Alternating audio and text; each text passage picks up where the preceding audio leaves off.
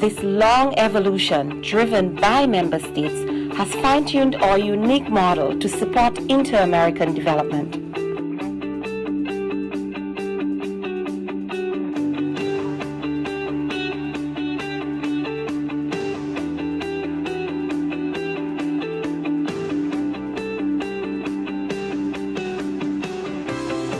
Today, all of our efforts fall into 5 strategic priorities: inclusive and competitive economies, sustainable development, education and human development, decent work for all, development cooperation, and partnerships. These are aligned with the Sustainable Development Goals and the regional attainment of the 2030 Agenda. These priorities are also areas where the OAS SETI has extensive experience and proven impact.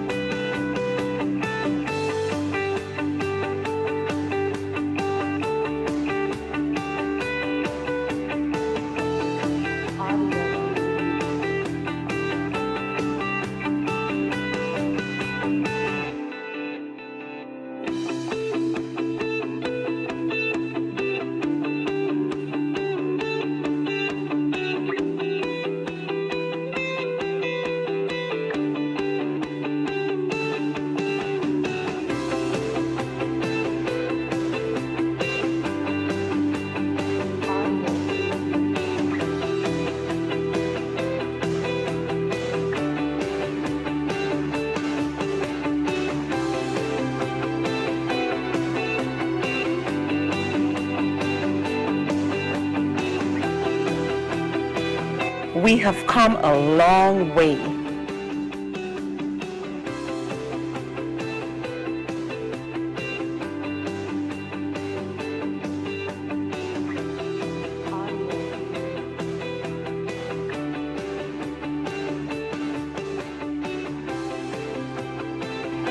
But still have much work to do.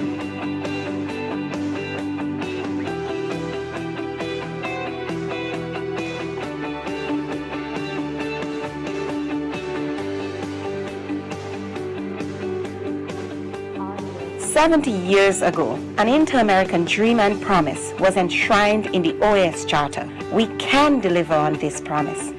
Our future leaders are counting on us."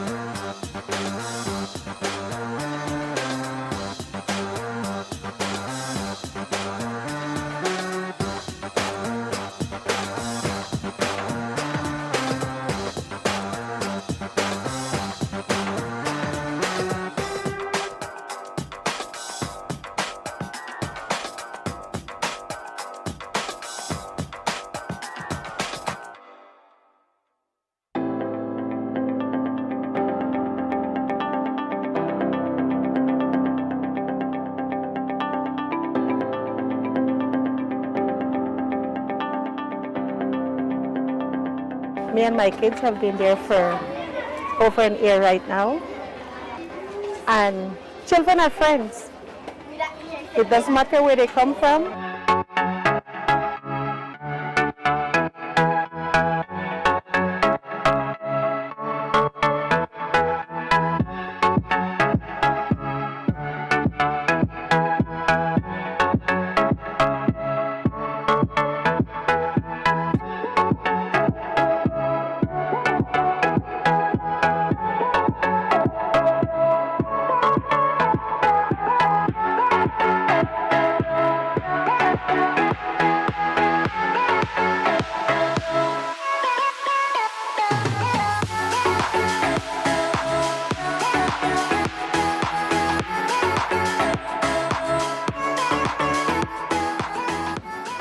lado trabajamos la cultura de paz, con actividades culturales, con actividades artísticas, como se puede ver, con música como está sonando, pero también por nuestra propia presencia, porque somos básicamente una organización que trabaja el concepto de paz de manera activa, y acá se puede ver de forma tangible.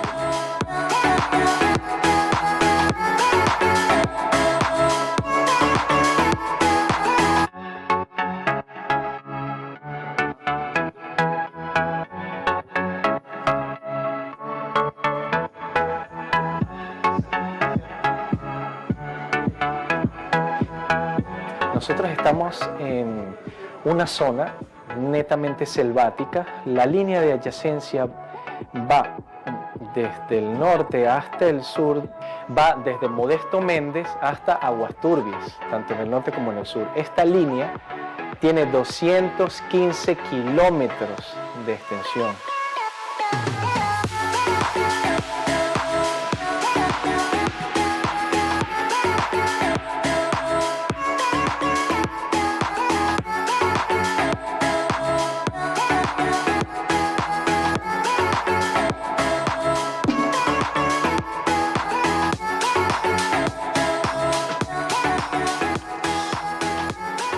De ahí vino él, ese se buscó creo con los de la OEA, y de ahí vino el proyecto para acá, para Judá.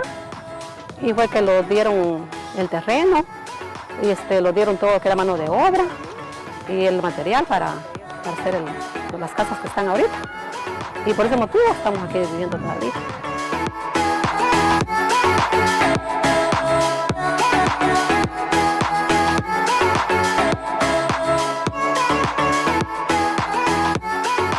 We make small advances from day to day, whether it's organizing community contacts across the adjacency line, teaching music, building a school, or coordinating between the two countries' armed forces. We are constantly present, working on the implementation and execution of confidence-building measures. With the support of the OAS, we truly believe that police in Guatemala are closer than ever to finding a permanent solution to their centuries-old conflict.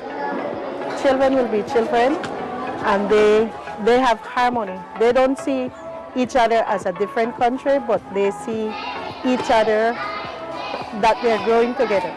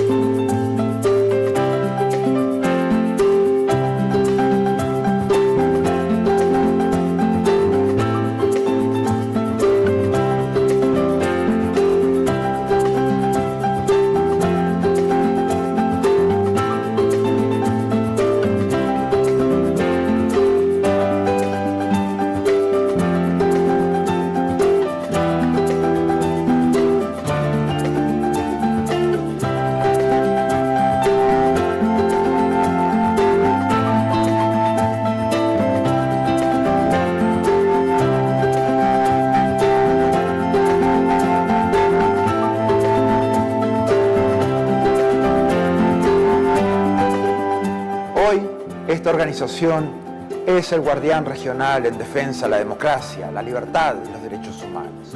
Los países se han comprometido con estos valores a través de instrumentos legales como la Carta Democrática Interamericana, la Convención Americana de Derechos Humanos y todas las demás convenciones interamericanas. Nuestro trabajo es mantener los más altos estándares. Debemos ser objetivos, analizar los hechos, denunciar cuando veamos corrupción, inequidad o amenazas a la libertad. En esos casos no podemos ser neutrales.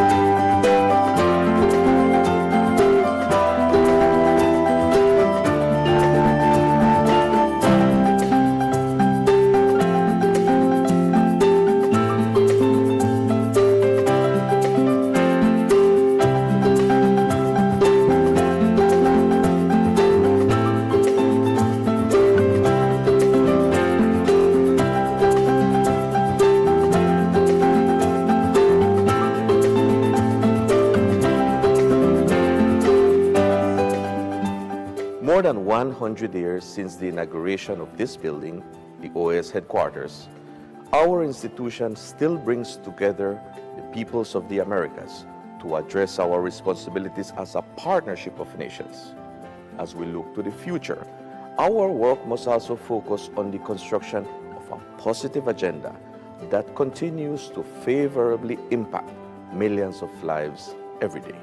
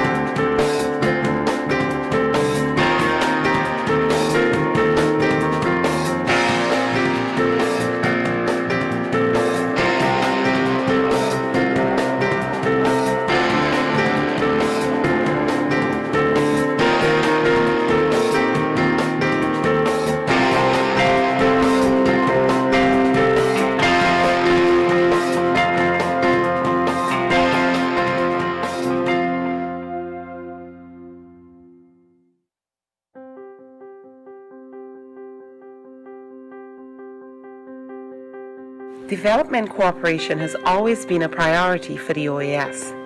The OAS SETI works with all member states to identify common challenges and define solutions through policy dialogue, which is transformed into action through technical cooperation initiatives. Policy dialogue is central to our work in development. The OAS SETI convenes development leaders in 11 ministerial meetings and high-level processes on priority areas such as competitiveness, labor, education, among others. Technical cooperation initiatives emerge from ongoing dialogue and are therefore established with built-in political support. All of our actions place people at the center, generating a multiplier effect in the region. We enhance human capacity by working with key stakeholders. This strengthens institutions, improving policies and programs, benefiting millions of people in the Americas. Our ability to deliver results relies on broad collaboration. Partnerships for Development, Cooperación Solidaria, is a unique OAS concept which recognizes that each member state, regardless of its size, wealth, or level of development, has value to share and can learn from others. This concept also includes close collaboration with other partners, amplifying our reach and impact.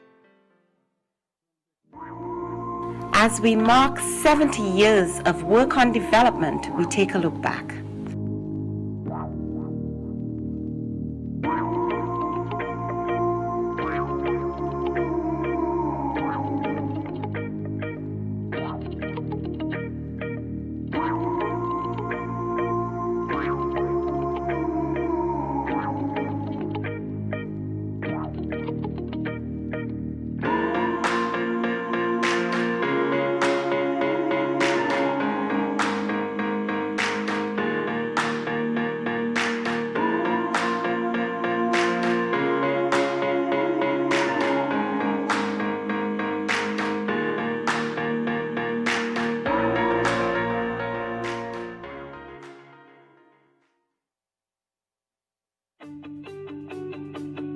This long evolution, driven by member states, has fine-tuned our unique model to support inter-American development.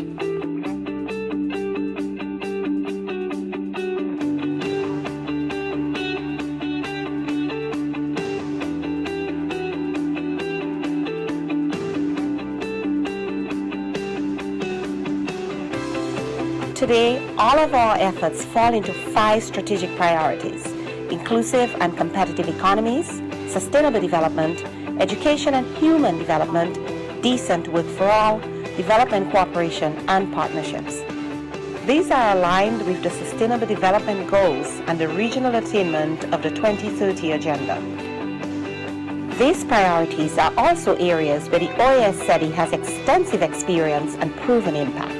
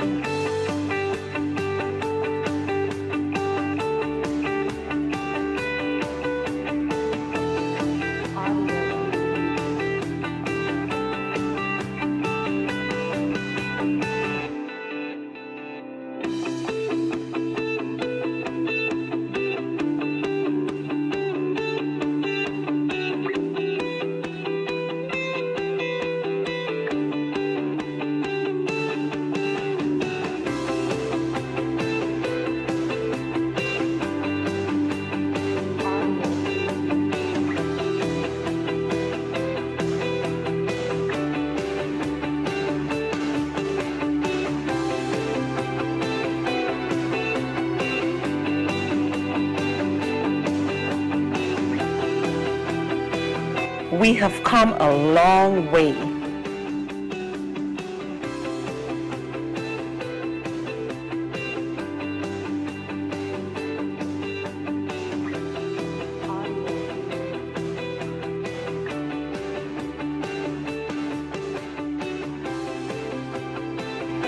But still have much work to do.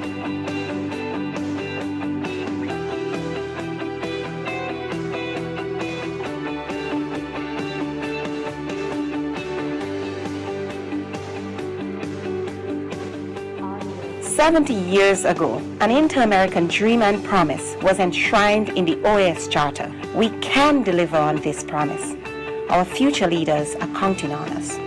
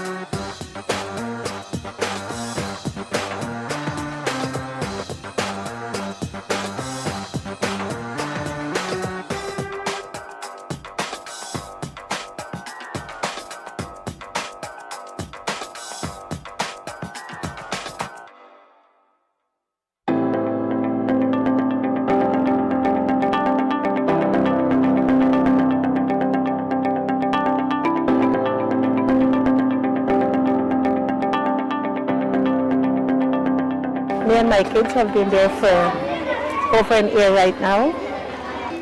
And children are friends. It doesn't matter where they come from.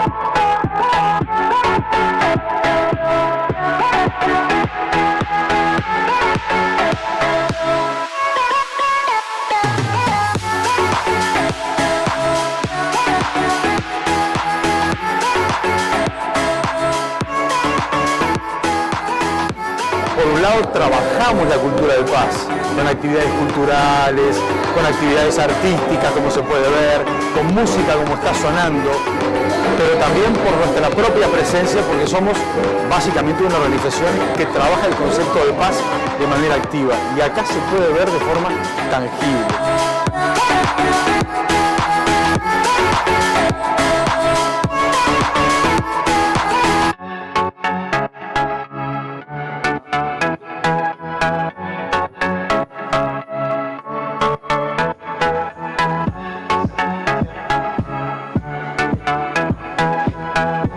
nosotros estamos en una zona netamente selvática. La línea de adyacencia va desde el norte hasta el sur, va desde Modesto Méndez hasta Aguas Turbias, tanto en el norte como en el sur. Esta línea tiene 215 kilómetros de extensión.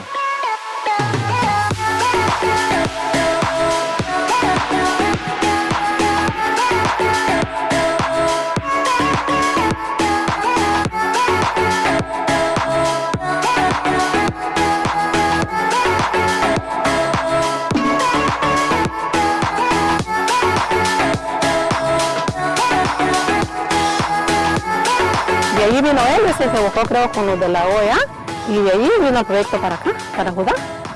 Y fue que le dieron el terreno, y le dieron todo que era mano de obra y el material para hacer las casas que están ahorita. Y por ese motivo estamos aquí viviendo todavía.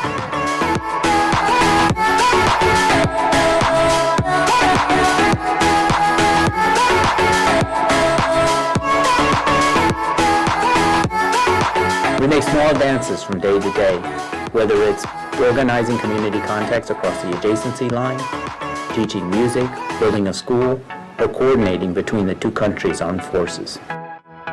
We are constantly present, working on the implementation and execution of confidence-building measures. With the support of the OAS, we truly believe that police in Guatemala are closer than ever to finding a permanent solution to their centuries-old conflict. Children will be children, and they have harmony. They don't see each other as a different country, but they see each other that they're growing together.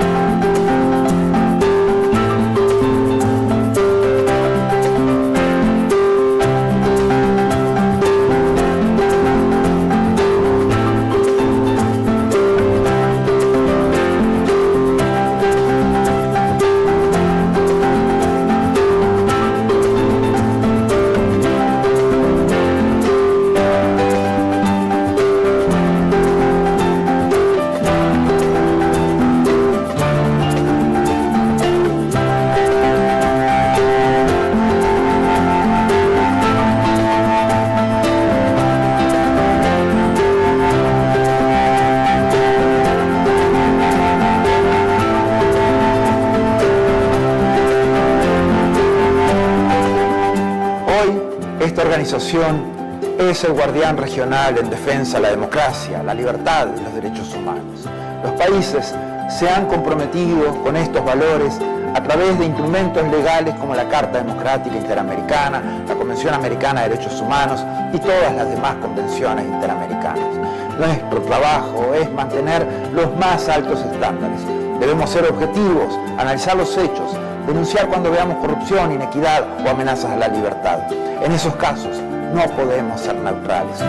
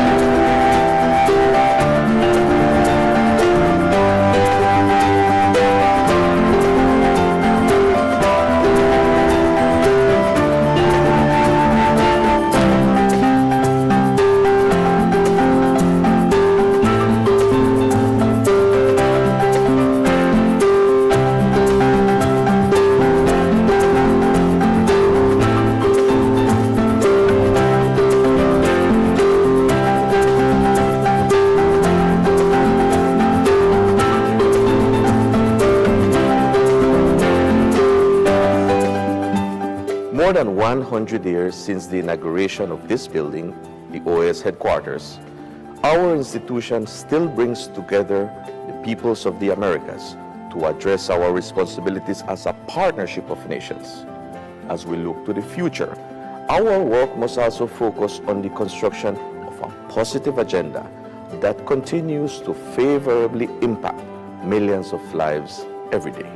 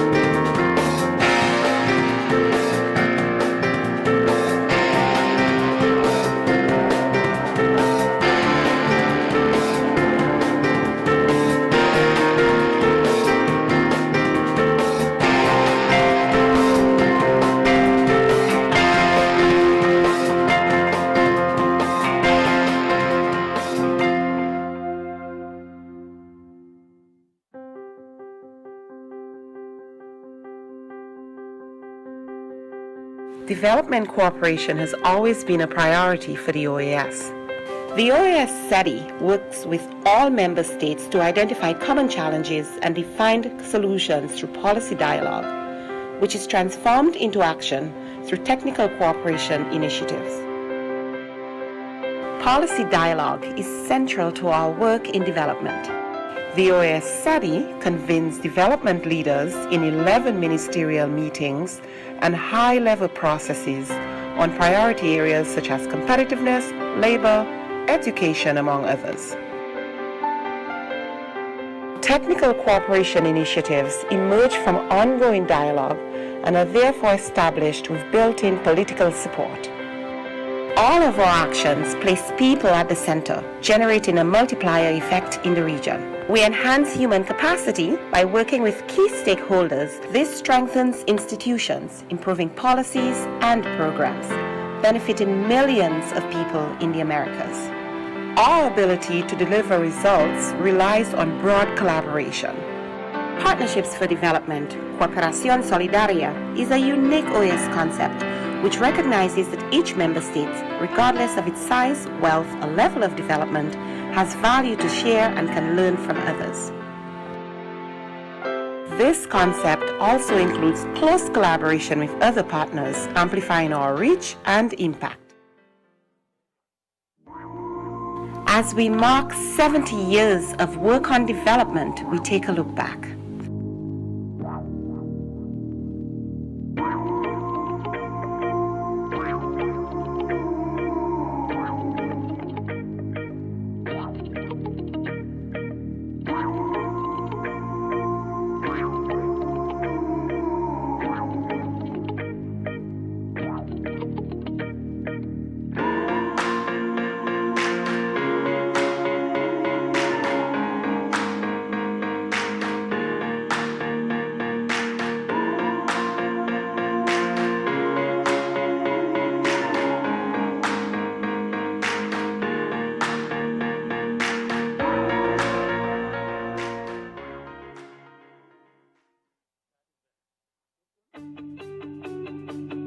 This long evolution, driven by member states, has fine-tuned our unique model to support inter-American development.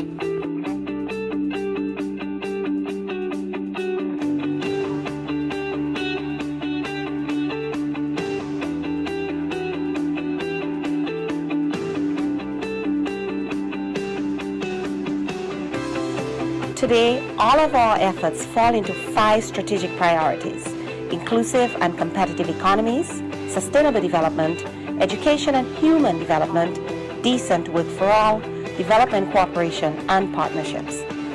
These are aligned with the Sustainable Development Goals and the regional attainment of the 2030 Agenda. These priorities are also areas where the OAS SETI has extensive experience and proven impact.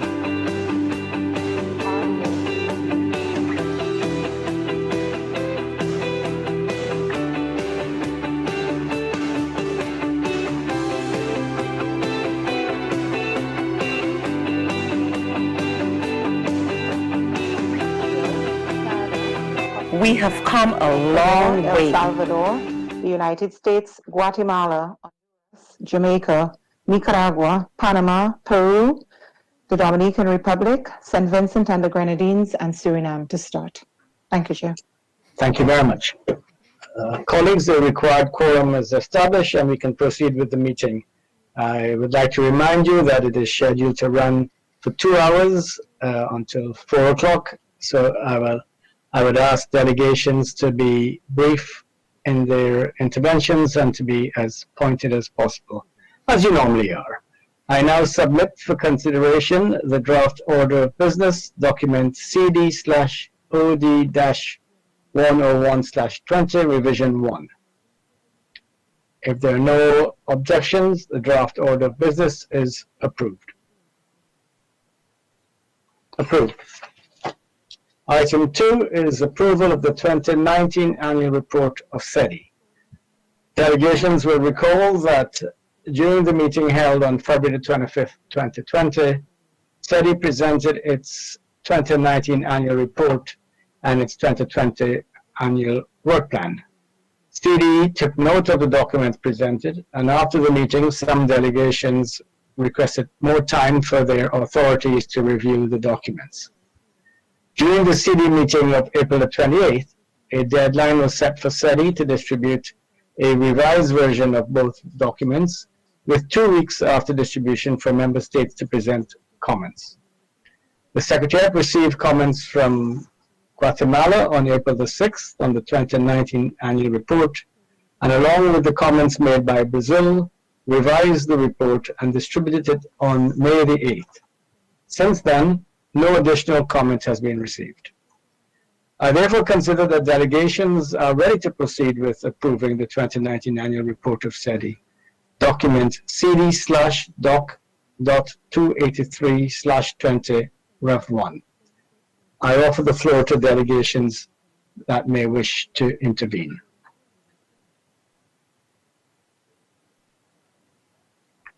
If there are no delegations requesting the floor, I wish to propose that CD approve the 2019 annual report of SETI to CD as contained in document CD/doc.283/20, revision 1. It is so approved. Approved. Item 3, approval of the 2020 SETI work plan. As mentioned before, a first version of the 2020 work plan of SETI was presented. It was in a PowerPoint format, delegations will recall. During the CD meeting last February, there was the first presentation, and at the meeting of April 28th, the Executive Secretariat updated member states on the new approach being adopted to support member states as they face the consequences of the COVID-19 pandemic. It is agreed then that the Secretariat would prepare a written work plan to be distributed by May the 8th, and member states would have 2 weeks to submit their comments. The 2020 SETI work plan, document CD/doc 290/20, was distributed on May the 8th, and I commend Secretary Osborne and her team on their efforts in this regard. No comments were received. I therefore submit for approval document CD/doc 290/20, and I'll open the floor to delegations that may wish to comment.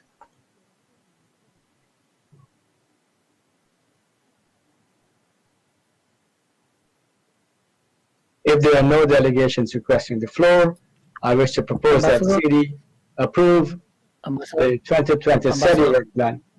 Sorry? Ambassador, you can hear me? Yes? Yes, this is Fernando. You have to request the list. You see the request list, the button, request list button? Because we have Barbados and Brazil requesting. Well, my apologies to Barbados and Brazil, but where is the request list? At the right, you have the button. Okay. That is request list. Okay. My apologies. The delegation of Barbados has the floor.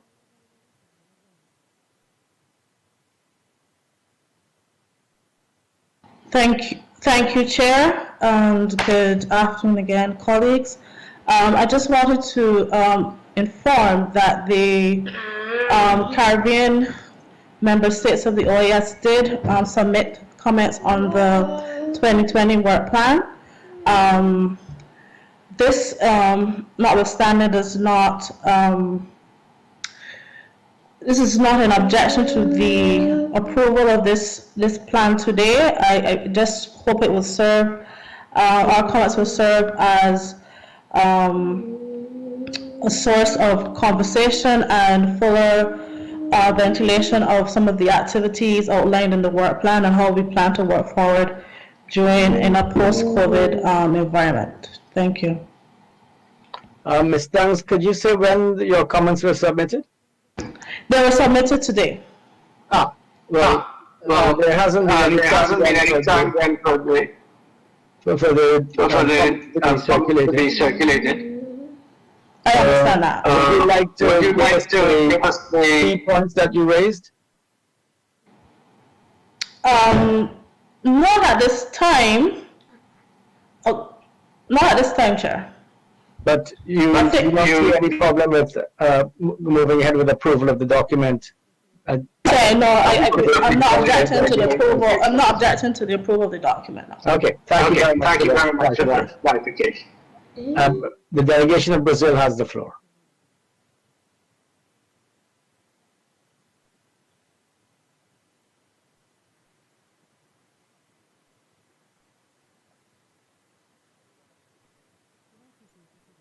Thank you very much, Chair.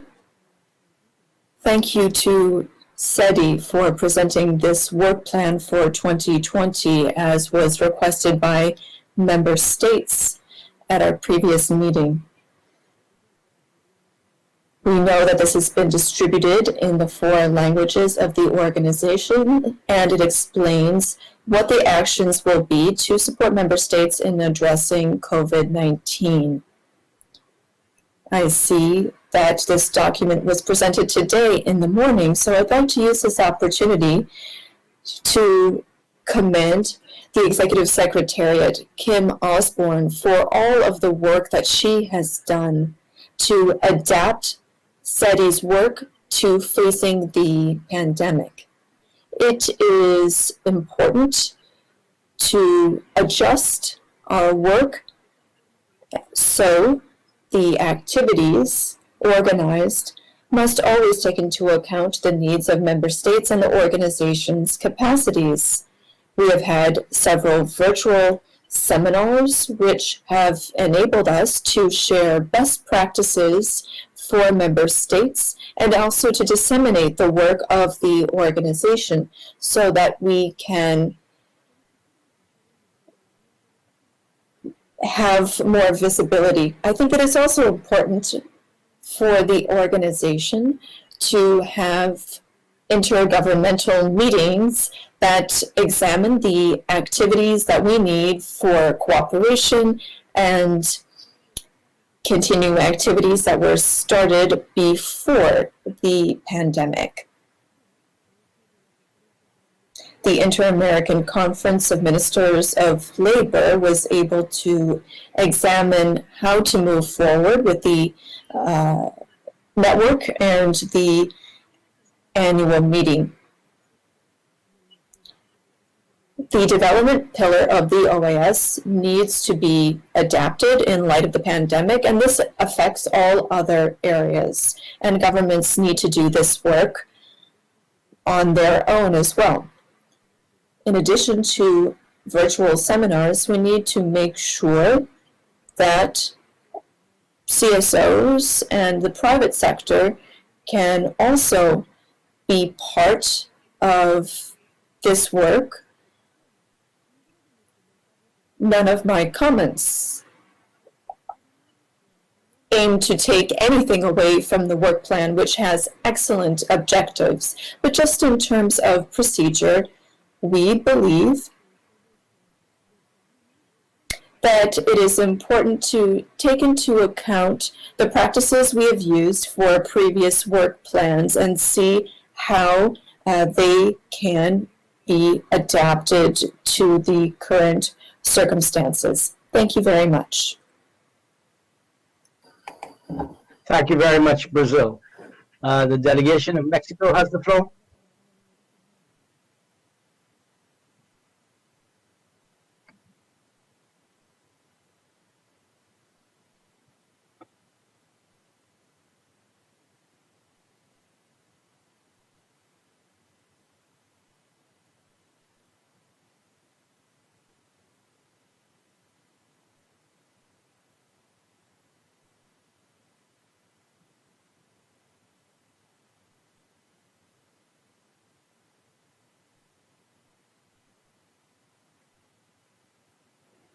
It's taking a little longer to enter the room.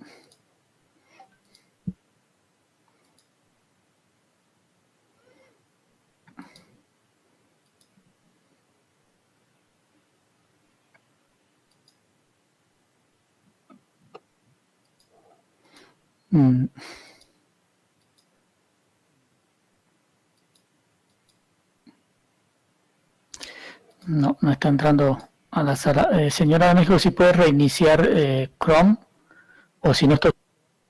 Asking the delegate to please either refresh Chrome or open Chrome in order to take the floor and turn on the microphone and video.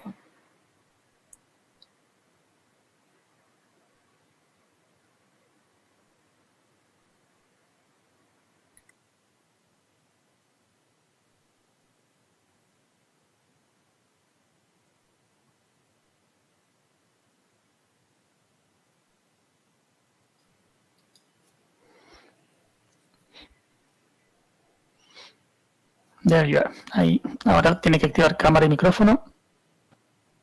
Ahí la vemos. Please activate your camera and microphone, says the technician. Now we can see you. Very well. Thank you and good afternoon, everyone. Chair, thank you very much for this opportunity. I do apologize for the technical issues on my end.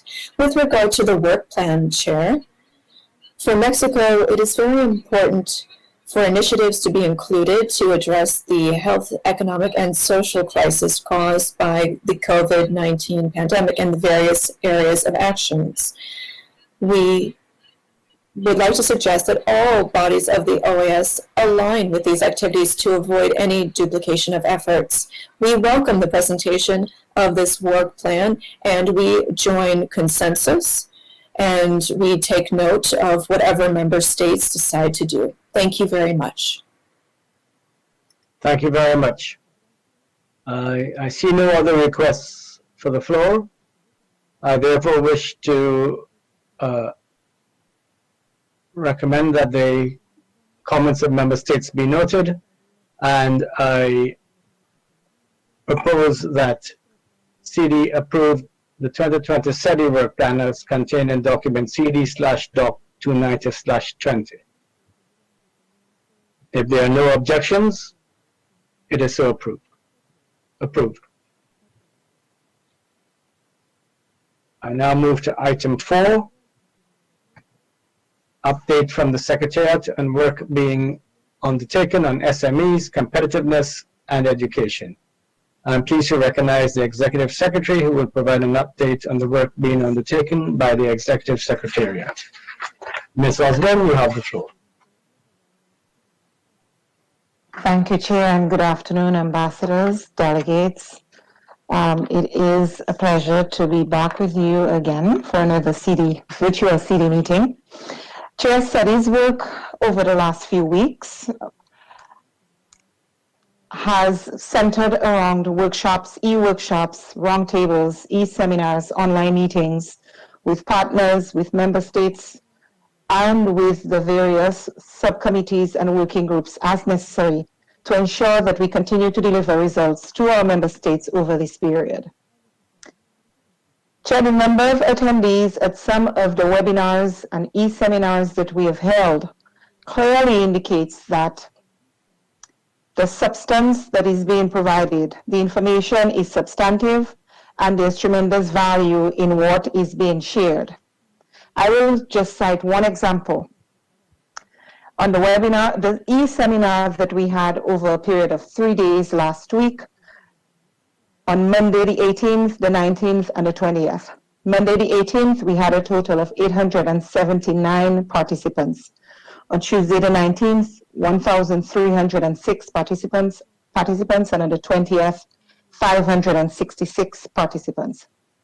From the post-webinar e-seminar survey conducted, 82.9% of respondents were actual business owners. 88% indicated that the seminar was useful, and 76.9% indicated that their training needs were fulfilled. We hope to continue to incorporate such data metrics for our programs going forward so that we can assess the impact of our work and whether we are hitting our targets, even in this difficult circumstance. Over the past few weeks, we have engaged substantively on Pillar 2 of our work plan, which is to look at new projects that we can bring on stream.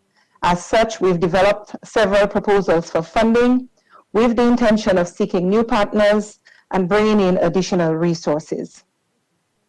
We have had direct discussions with capitals, and I thank the permanent missions for facilitating such discussions and dialogue with our member states.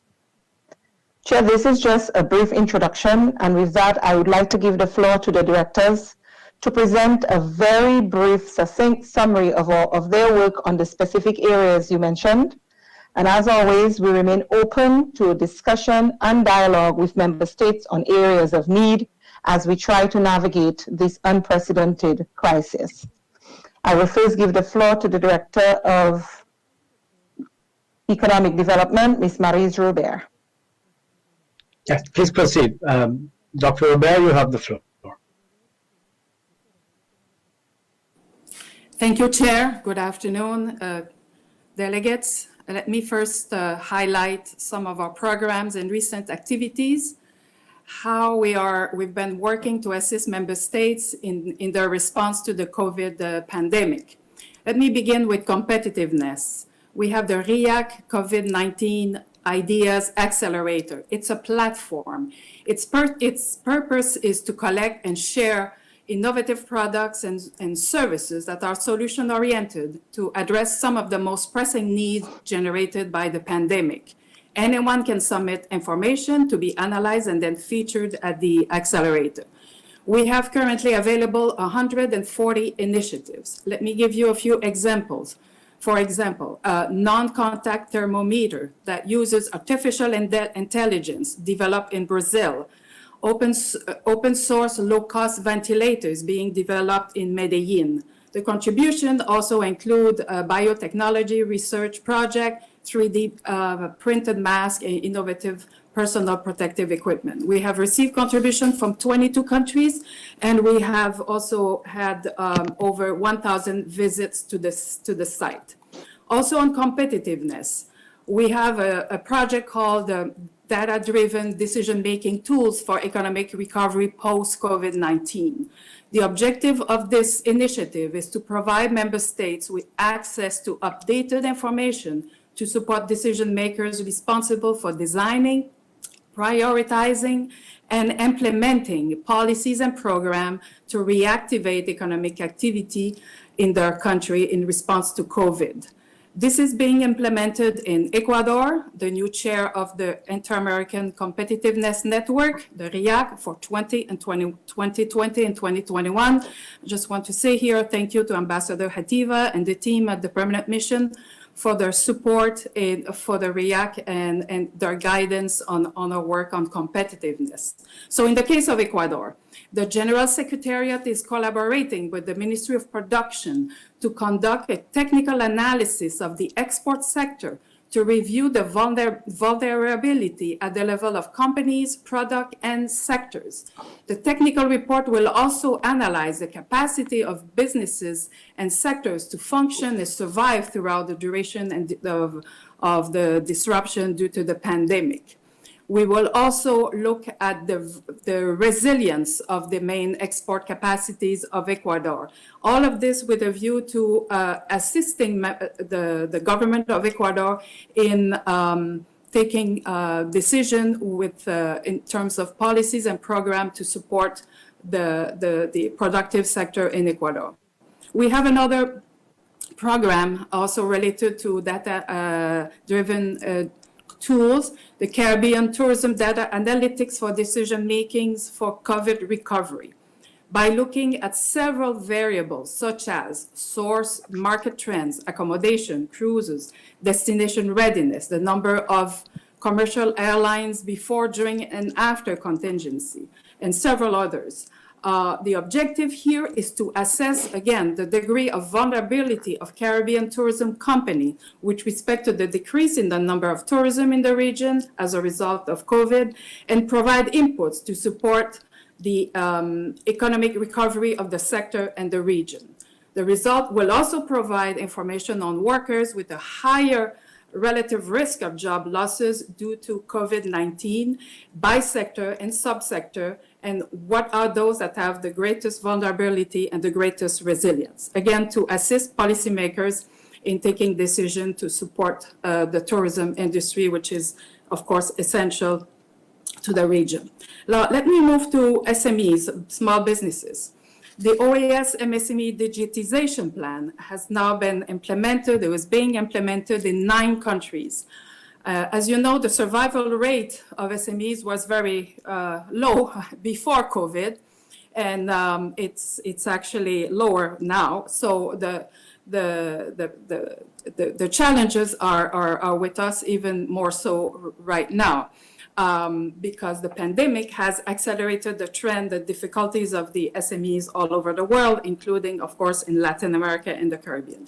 So with our partner, Colau, a West Coast-based micro enterprise, what we offer is a technology that allows SMEs the opportunity to create completely free of cost, a dynamic website that is intelligently positioned on Google Maps. So if I do a search, a Google search, restaurantes de camarones in Santiago, Chile, or florist in Kingston, Jamaica, the SME will appear on Google Maps and will appear on the first page of the Google search. This will help expand the market of those small businesses. In addition, the plan also includes monthly live YouTube events in which SMEs will learn the basic principles of digital marketing. So far, we have over 50,000 MSMEs that have been digitized. There's a second component to the plan that has been introduced in several countries, which is e-commerce, we are now working on this more than even more so than before, particularly with respect to the Caribbean, where the e-commerce remains a major challenge. We are looking at strengthening the framework for online remote service delivery for MSMEs in the CARICOM region using e-commerce platform. And as Secretary Osborne mentioned at the Permanent Council a few weeks ago, we're working with the CDB and trying to identify the regulatory bottleneck impeding e-commerce in the region, and also at having an e-commerce platform allowing MSMEs to make, process, and receive digital payments from anyone, anywhere, anytime. Now, our SBDC program, Small Business Development Center, the program, in conjunction with beneficiary member state, disseminated an impact survey to MSMEs in April with a view to assessing the initial impact of the COVID. We received 1,100 responses from participating member states, in particular Jamaica, St. Lucia, also St. Kitts and Nevis, and Barbados. Now, 59% of respondents have reported reduction in demand for goods and supply. Also, if fewer than 10% indicated that they had established a new online presence to sell and deliver products. So digitization remains a big challenge.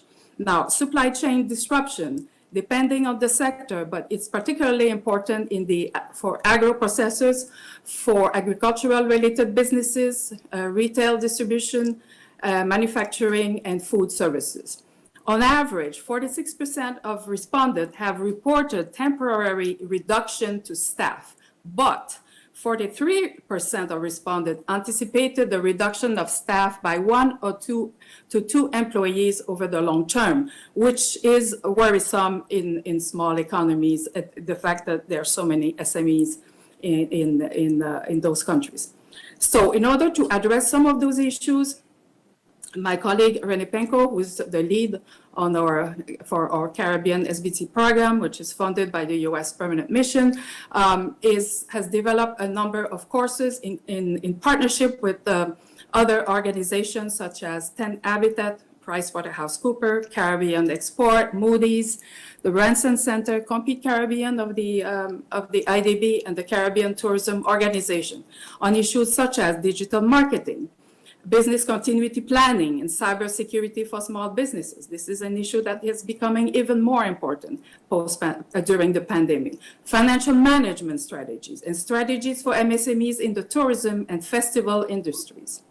Now, our partnership with Facebook. The first phase of our engagement consisted in a series of roundtables with the participation of ministers from OAS member states and other policymakers in support of the MSME sector.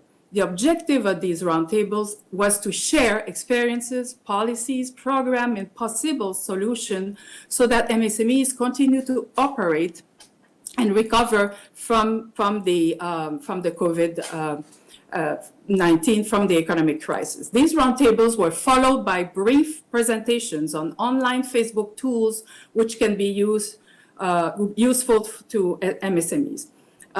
We have had so far 5 roundtables.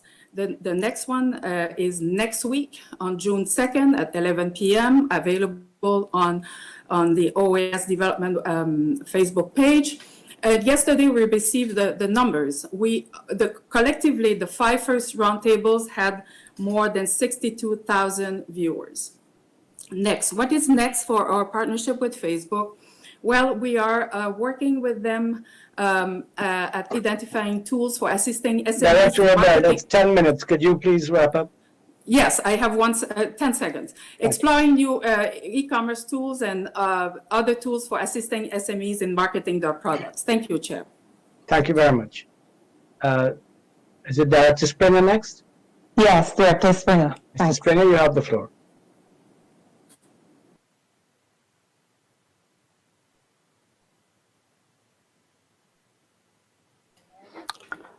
Springer, could you please request the floor?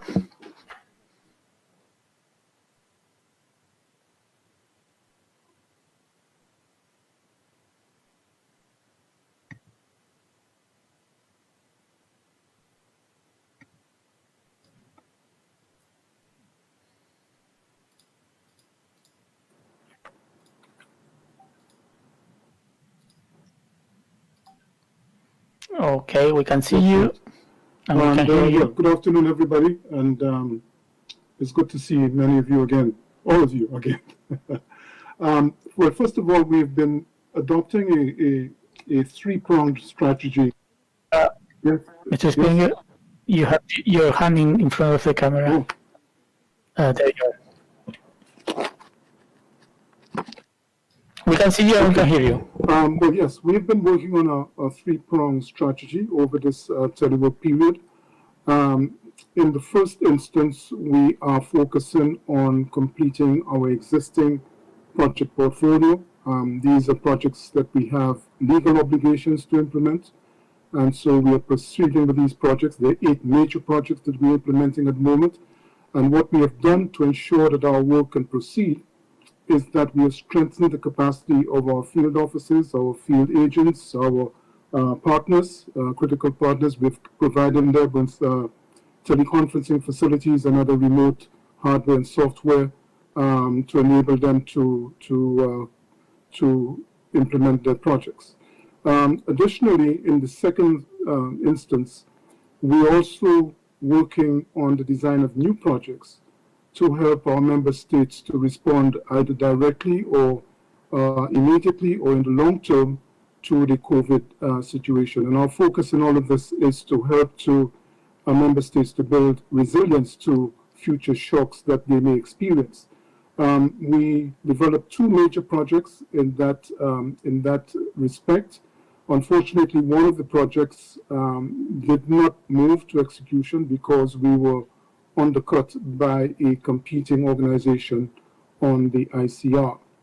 In terms of the existing projects, it's very comforting to be able to note that the pandemic situation has reaffirmed the importance and the relevance and the value of the Inter-American Program for Sustainable Development. All of the areas that have been highlighted by the pandemic are catered for, you might say, in the PIDs.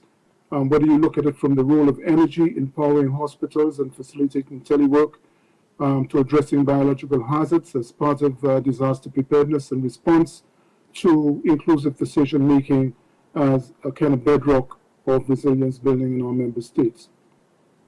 In terms of new projects, we have developed 2 project concepts that have been shared with the Council for Strategic Planning and Development, and the intention there is that these projects will be shared with our permanent observers, and the hope there is that we will get funding for these projects.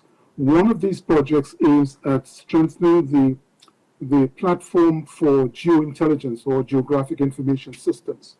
In all of the reviews that we have done, it's very clear that GIS is fundamental to epidemiological surveillance, as also fundamental to decision making. And so we see great value in helping our member states to build capacity in that area. We've also designed a project at the specific request of our Caribbean member states who've asked us for help in helping them to reduce their operational costs. And the areas that they have cited for that assistance is in the area of water and energy efficiency and technologies. In terms of webinars, both Secretary Osborne and Director Robert has pointed out the immense contribution that these webinars have made. They have helped to enhance the image of the OAS in many instances. They have increased global awareness of the work that we do. And it was, as an indicator of the reach and impact and feedback from this, is one feedback we got from a participant who said that she was not aware that the OAS had a program that extended beyond human rights and election monitoring. She thought that was all that we were about. To date, we've done 8 webinars that have attracted between 100 and 700 participants. And these webinars, from the feedback we've gotten, both post-webinar as well as during the Q&A and the interactive platforms of the webinars, these are highly successful. The energy section has led the way with these webinars. They've had 5 of these so far. In the interest of time, I wouldn't name the titles of these webinars, except to say that they have been extremely successful, and in some cases we've had requests for webinars in areas such as the Caribbean and so on. And we have webinars coming up over the next 2 weeks, specifically targeted at the Caribbean. 2 webinars have been delivered by our Environmental Law and Policy section, in particular the Secretariat for Environmental Matters. The first webinar looked at the issue of environmental law enforcement through trade promotion, and the second looked at environmental law and the pandemic in particular. On May 19th, we had a very successful seminar that looked at the whole issue of civil and commercial aviation and the role that they are playing and can play, the challenges that they face, and so on. That webinar was targeted at the Latin American countries. We have since had a request for a similar webinar for the Caribbean, and the planning for that is proceeding. On June 5th, our water section will get into the act with their webinars, and they will have a webinar on the whole issue of drought. And that, you would imagine, is an important issue because water is so central to the containment of the pandemic. And in some countries, drought is an issue. The drought corridor in Central America in particular is one of the water-stressed areas in the Caribbean. So we are doing a webinar on that. And the intention in that webinar, as well as in all the webinars we've done, is to ensure that we can identify niches for future work, is to ensure that we can share information among our member states on best practice, as well as to give us ideas on new projects that we can develop going forward. Just to conclude that, in the coming weeks, we will continue to work as assiduously as we can to support the work of OAS member states at this critical time. Thank you, Chair. Thank you, Mr. Springer. And Director Yakuman is next. Correct. Director, you have the floor.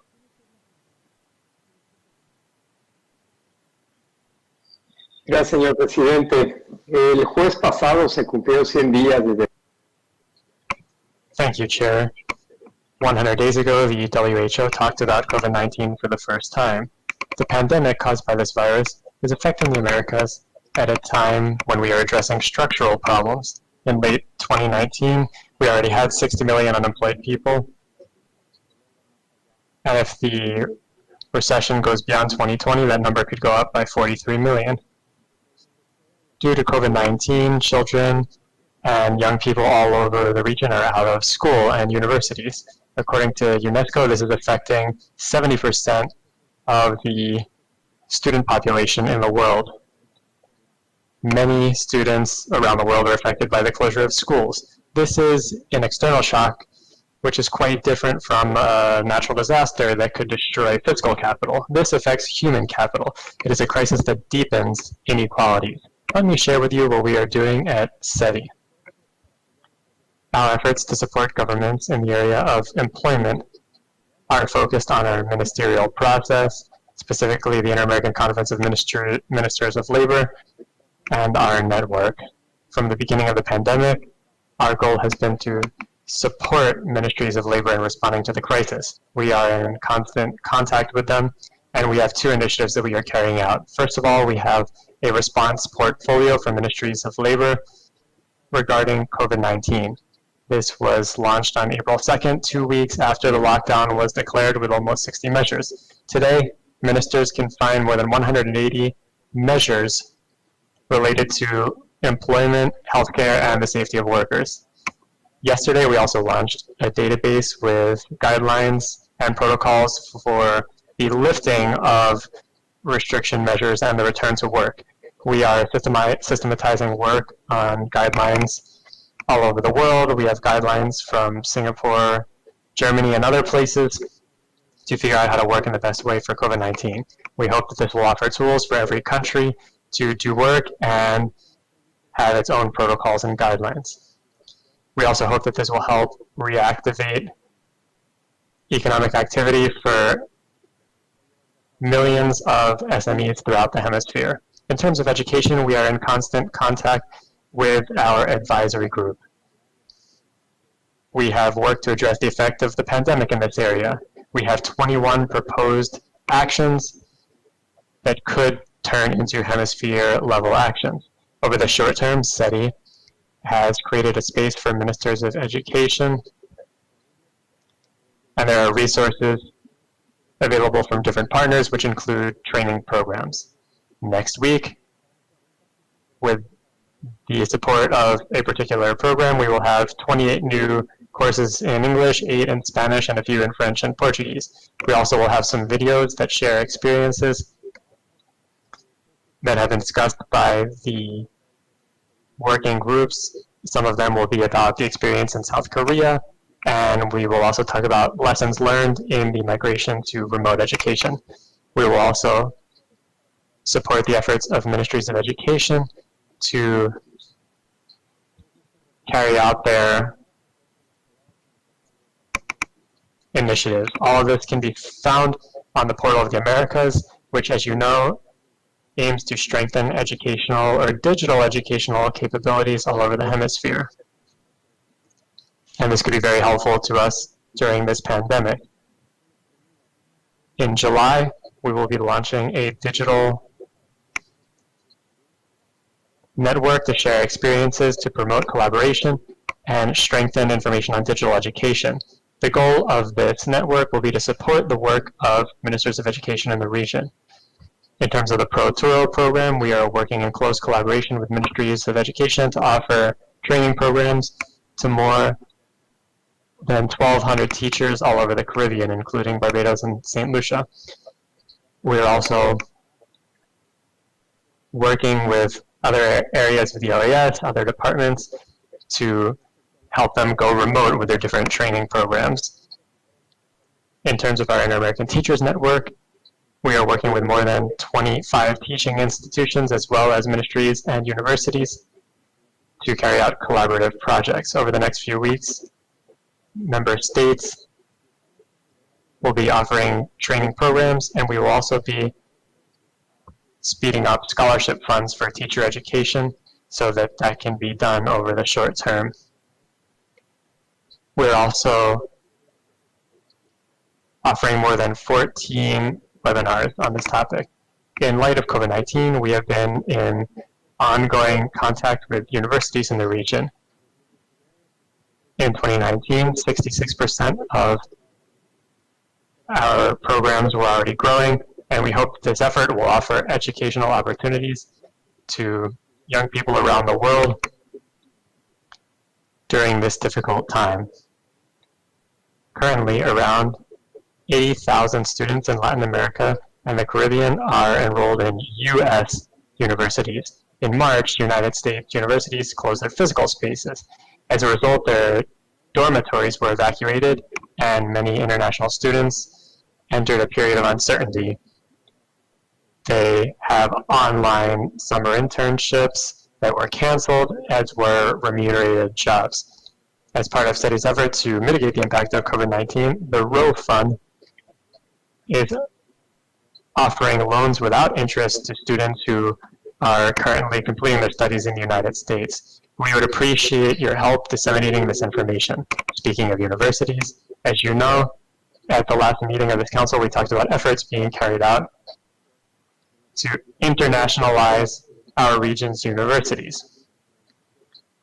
As we said, we had organized an internationalization seminar on this topic. Now I'd like to talk to you about the activities that we are planning with the University of Pennsylvania. As you will recall, the OAS's collaboration with UPenn started in 2008 when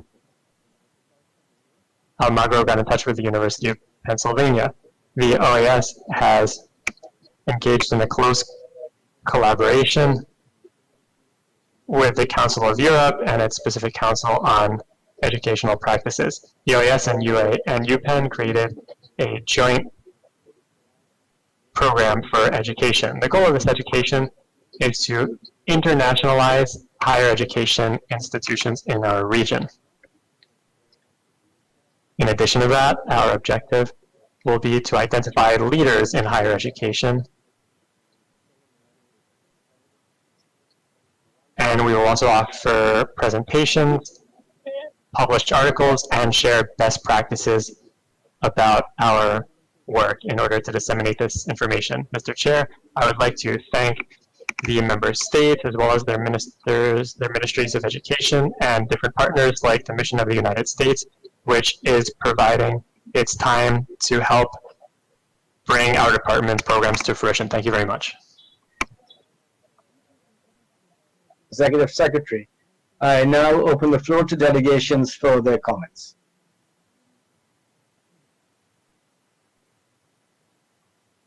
El Salvador, you have the floor.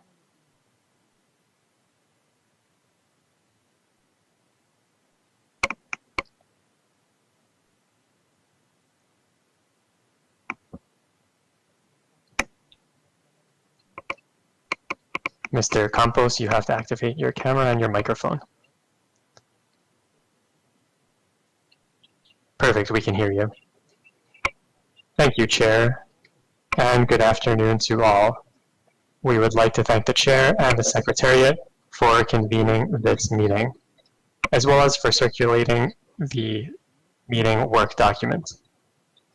We would also like to thank the Secretariat and the different directors from OAS departments for updating information on the topics we're working on. We take note of the work that is being done in competitiveness and education. El Salvador, under the leadership of our president, Nayib Bukele, is highly committed to making headway in helping MSMEs, as well as contributing to the areas of competitiveness and others. El Salvador's wager to improve national productive capabilities during the pandemic and post-pandemic period are focused in particular on helping MSMEs. This involves a sum of money distributed through two trusts. One is for $140 million, which is for the program to subsidize employees of these companies, and one is a $340 million fund to award loans specifically for working capital, plus $100 million allocated for a productive support for workers in the informal sector. Mr. Chair, among some of our competitive strengths in El Salvador, we have regulatory facilities for investment, budgetary transparency, labor regulations, a solid financial sector, trustworthy supply and demand for electricity tariffs, among other things. In the area of education, throughout the COVID-19 pandemic, the Ministry of Education, Science, and Technology has worked to strengthen the television program called Let's Learn at Home. This program is broadcast from Monday to Friday throughout the day, and it allows our educational community to learn about different areas at home with their families. Mr. Chair, lastly, while we are making lots of headway in the area of education, which include strengthening teacher training, reducing the school dropout rate, improving academic infrastructure, and others, we still are facing several challenges that we have already been doing work on. This includes providing more and better technologies to all of our schools in El Salvador, as well as strengthening and further updating our teachers in the use of technology for learning. Thank you very much, Chair. Brazil, you have the floor.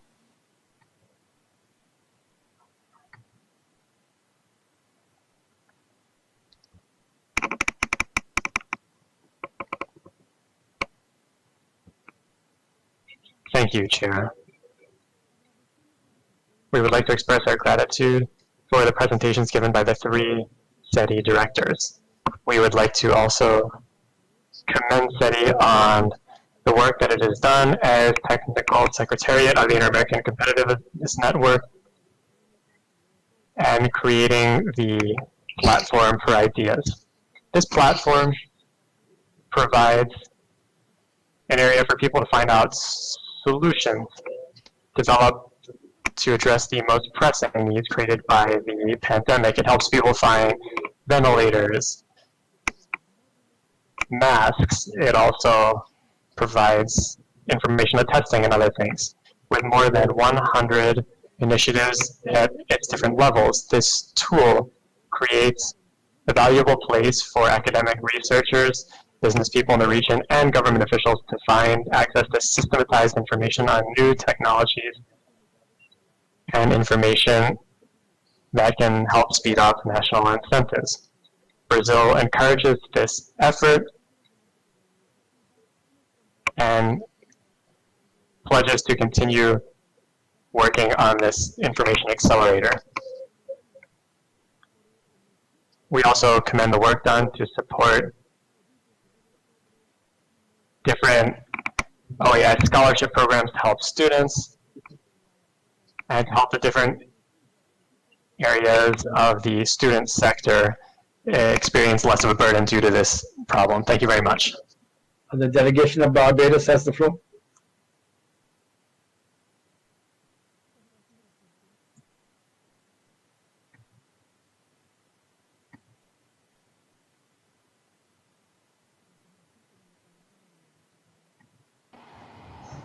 Thank you. I would just like at this time to thank the Secretariat for the presentations made, the updates on all of the work being done in the different strategic lines of the Executive Secretariat.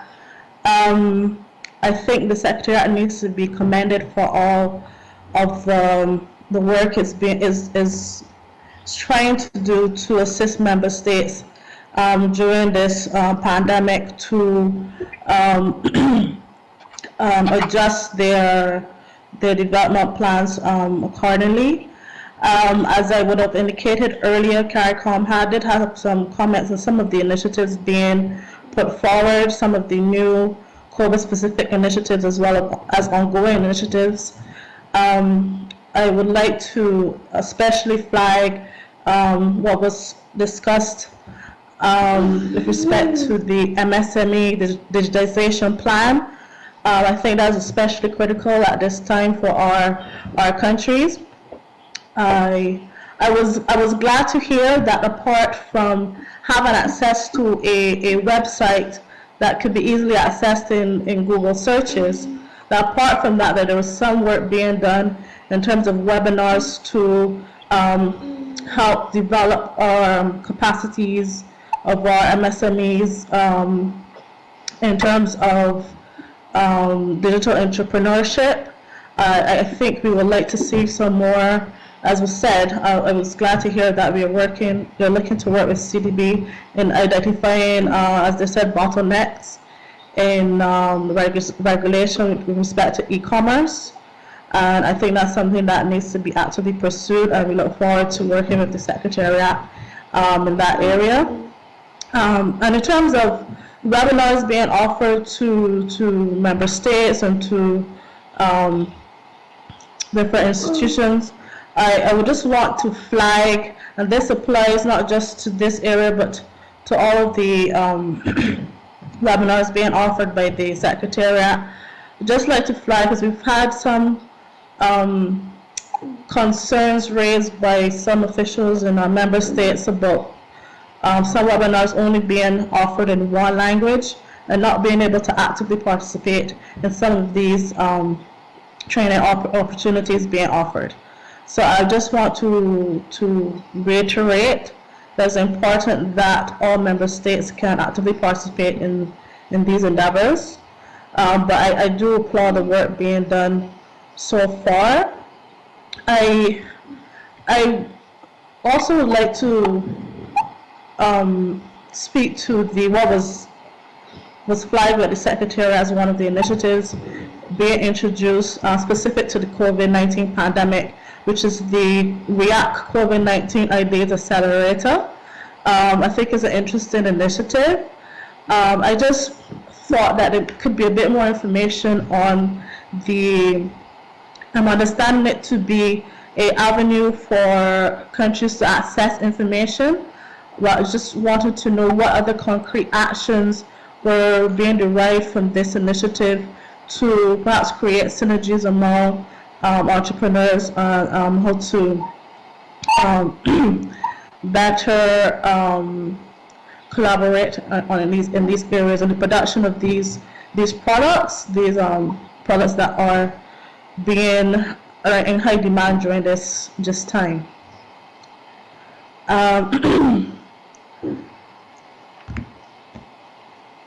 Most of these, my comments that I'm giving now would be included in what would be being circulated to the Secretariat. And as I said, I'm just flagging some issues that I thought would be useful to raise at this time. I was also glad to hear that there's been this work being continued in the area of in terms of water projects, and looking at their upcoming dry seasons and droughts that we will perhaps will be experiencing in many of our countries. And I'd just be interested in hearing some more information on that, and what type of capacity building initiatives will be being undertaken in those areas, and what type of projects are being implemented in those areas. I think I will leave that there, but I hope to continue this conversation with you all and the Executive Secretariat in the upcoming days. Thank you. Thank you very much. Thank you very much. The Ambassador of Ecuador has the floor.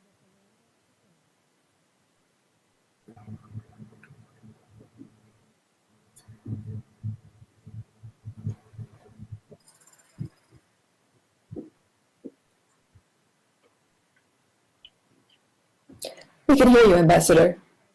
Great. Thank you. The delegation of Ecuador would like to thank the Executive Secretariat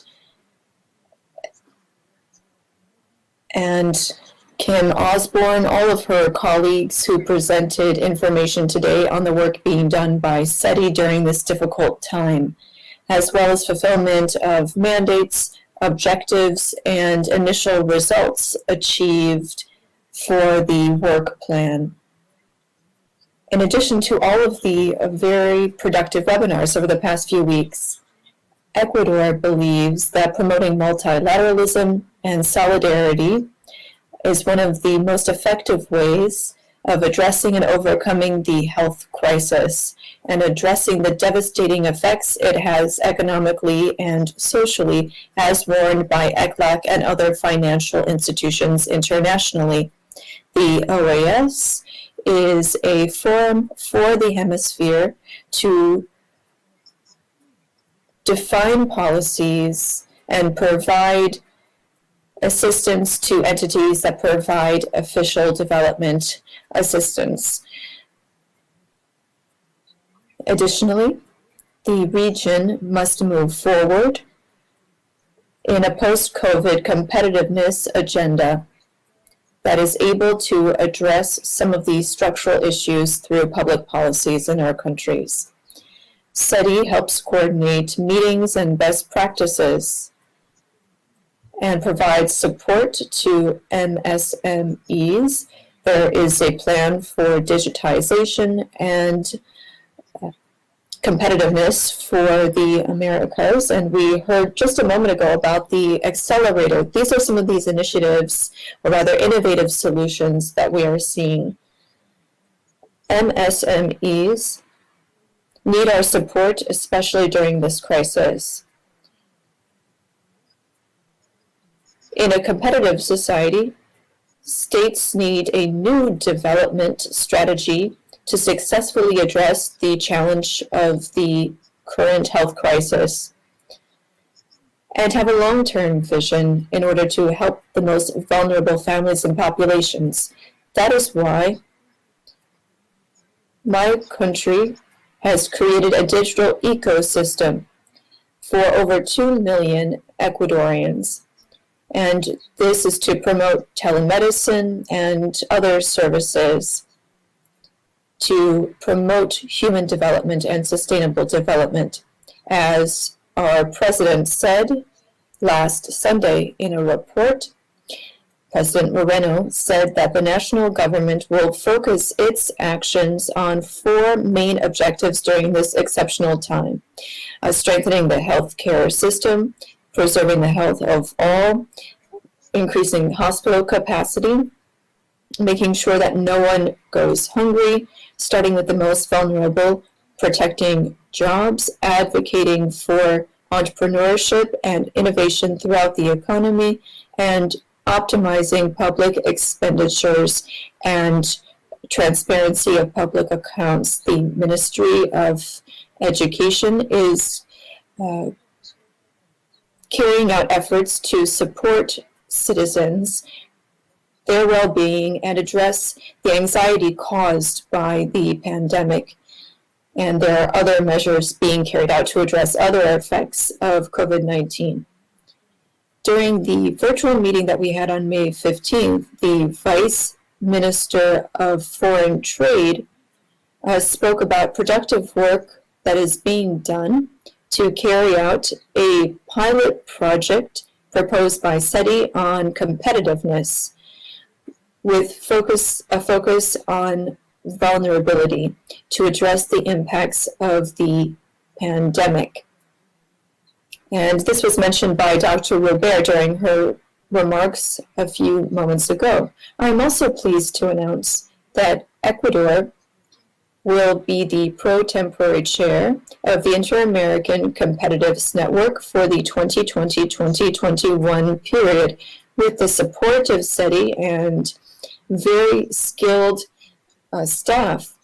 We would like to create a post-pandemic agenda that is able to address the hemispheric objectives that we are looking at today. Thank you, Chair. The floor.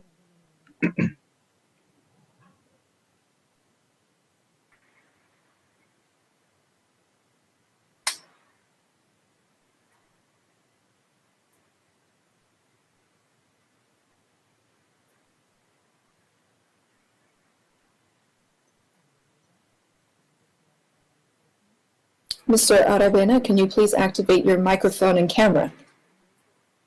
Now we can see you. Chair, SETI is doing very important work in the area of MSMEs in Chile's view. Digitization for MSMEs is a very welcome measure for Chile, as is the view of the officials who participated in the webinar. Chair, Chile encourages SETI to continue working in this direction, and we will continue to support these initiatives. Thank you. The floor.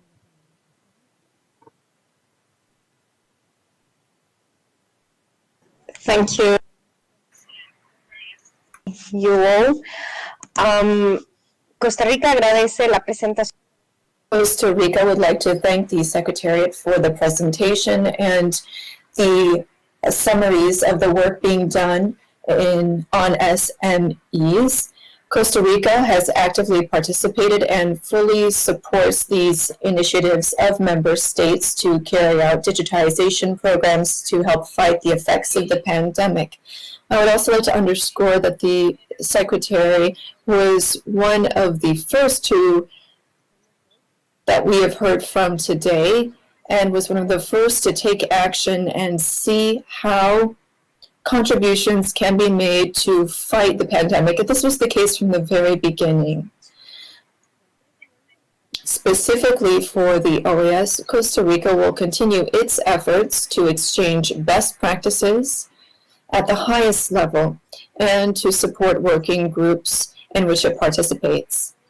Of course, we are grateful for all of the initiatives carried out by SETI, and we reiterate the need to include permanent missions at the appropriate time and in the appropriate way so that our officials and experts are able to participate. We would also be grateful for greater coordination for the webinars so that we can see this information on the OAS calendar. Some of the messages at the beginning of the week could be sent out at the beginning of the week, rather, to explain the activities that will take place. The OAS can help catalyze the necessary political agreements that we need to address the consequences of the pandemic. And in that regard, the work plans and the webinars provide useful inputs in the medium and long term and will help identify areas for future agreement. The OAS is in a unique position to provide leadership and join hemispheric initiatives at the highest level while sharing best practices and technical assistance. There is no doubt that united we are stronger. We must address the challenge of the pandemic. It is also an opportunity to find greater solutions for all inhabitants of the hemisphere without leaving anyone behind. Thank you, Chair. Ambassador, the delegation of Mexico has the floor.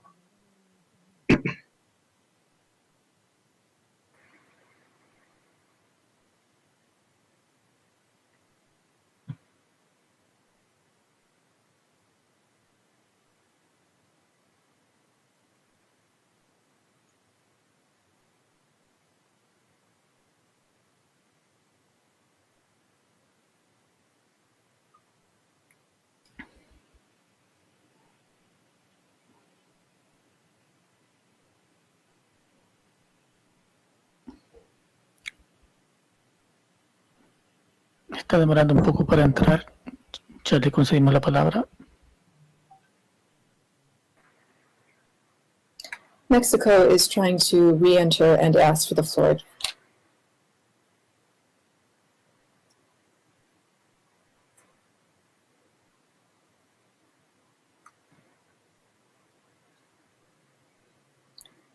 Mexico should be able, or has not been able to, come back to the meeting.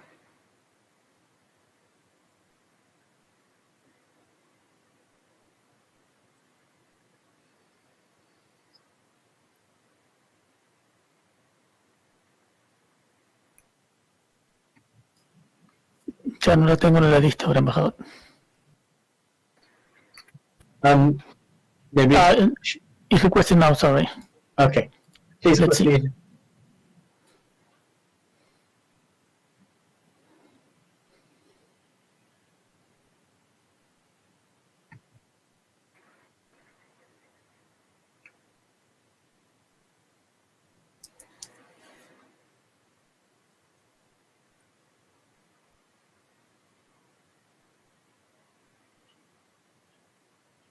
We can see you, but we cannot hear you. Could you activate your microphone, please? Now we can hear you. Please go ahead.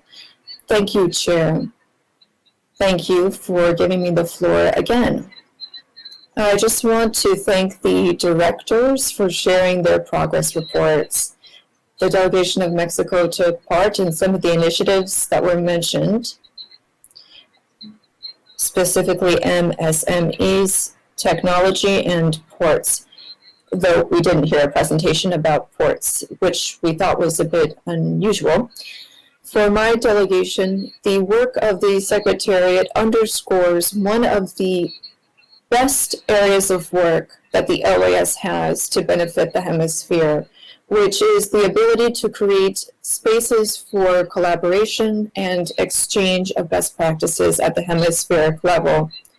Chair, we also wanted to echo what was said by the Ambassador of Costa Rica on the need to centralize information on webinars to allow participation of all of our authorities. Thank you. The delegation of Nicaragua has the floor. Thank you very much, Mr. President. At the outset, we would like to thank Dr. Kim Osborne for her presentation. Thank you also to the directors who gave excellent presentations and a summary of many activities that a list that never seemed to end. We see the added value of the fundamental work that is being done with MSMEs. For Nicaragua, we have a high percentage of MSMEs, and for us it is important to focus on e-commerce and digitizing information. However, in the region, and Nicaragua has not escaped this, we are facing issues of technological asymmetry. And that means that not all systems have the same capabilities to respond to technological needs in the same way. Therefore, it is important to continue the webinars. There is a lot of interest in the region for these, especially on topics such as designing public policies, programs for MSMEs, and the new international economic order.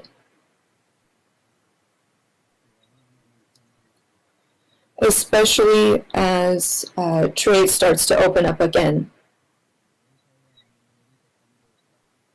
It is also useful to have a greater exchange of best practices and experiences as we move forward with these various initiatives and topics, especially everything that has to do with the labor market.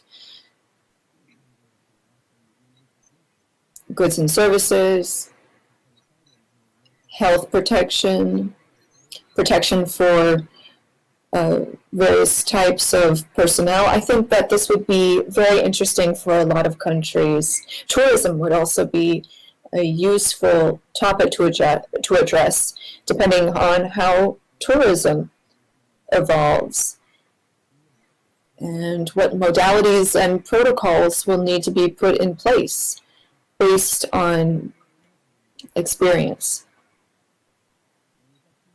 With regard to education, I think it would be useful to shed more light on the actions that are underway for education in the portfolio and how these can be made viable for ministers of education. Perhaps some kind of consultation portfolio, if I can put it that way. I think that might be useful for ministers of education so that it's clear what each country is doing and adopting based on each country's own socioeconomic specificities. Again, thank you very much for all of these efforts, and I would like to congratulate the chair and Dr. Kim Osborne and all of the directors for this very efficient work. Thank you, Chair. The delegation of Jamaica has the floor.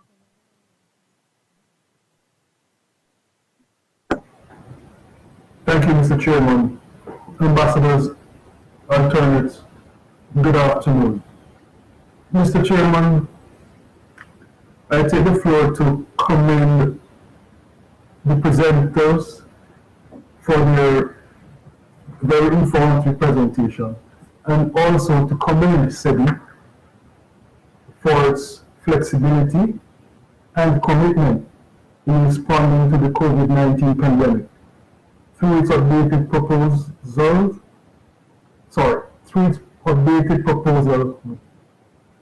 and other programs of work. Mr. Chairman, my delegation certainly looks forward to continuing its engagement and pledges its full support to SEBI, especially in this time of concern for all of us. I thank you. Thank you very much. The Ambassador of the Dominican Republic has the floor.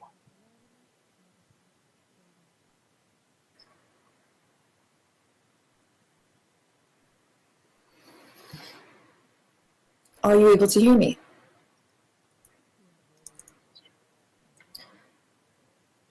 Yes, Ambassador, please go ahead. We cannot see you, but we can hear you.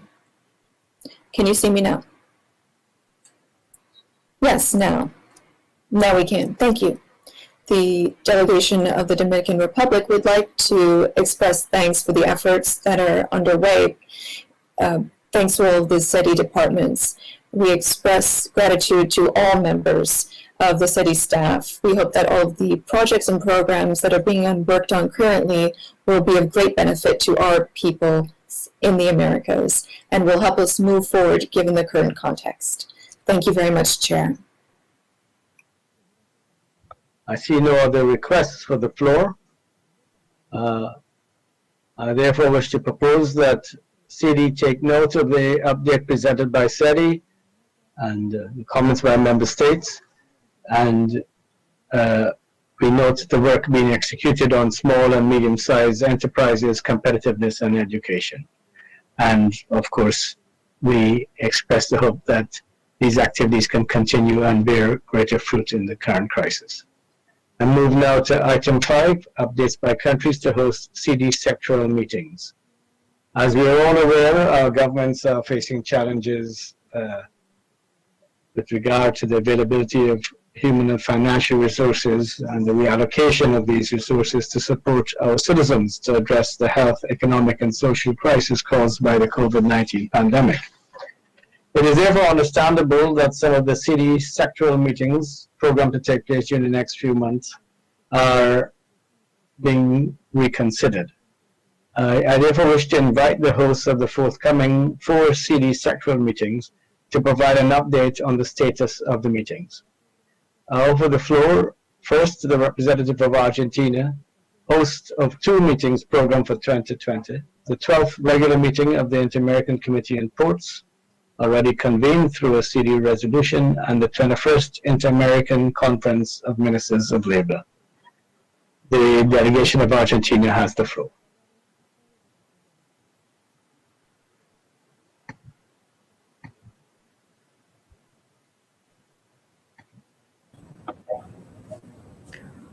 Señor Presidente. Chair, Executive Secretary, permanent representatives, alternate representatives, good afternoon. Chair, I will first talk about the 12th regular meeting of the Inter-American Committee on Ports. As you will recall, on September 26, 2019, at a regular meeting of CD, a resolution was approved that convenes the 12th regular meeting of the Inter-American Committee on Ports to be held in the city of Buenos Aires in Argentina between August 5 and 7 of this year. This resolution said that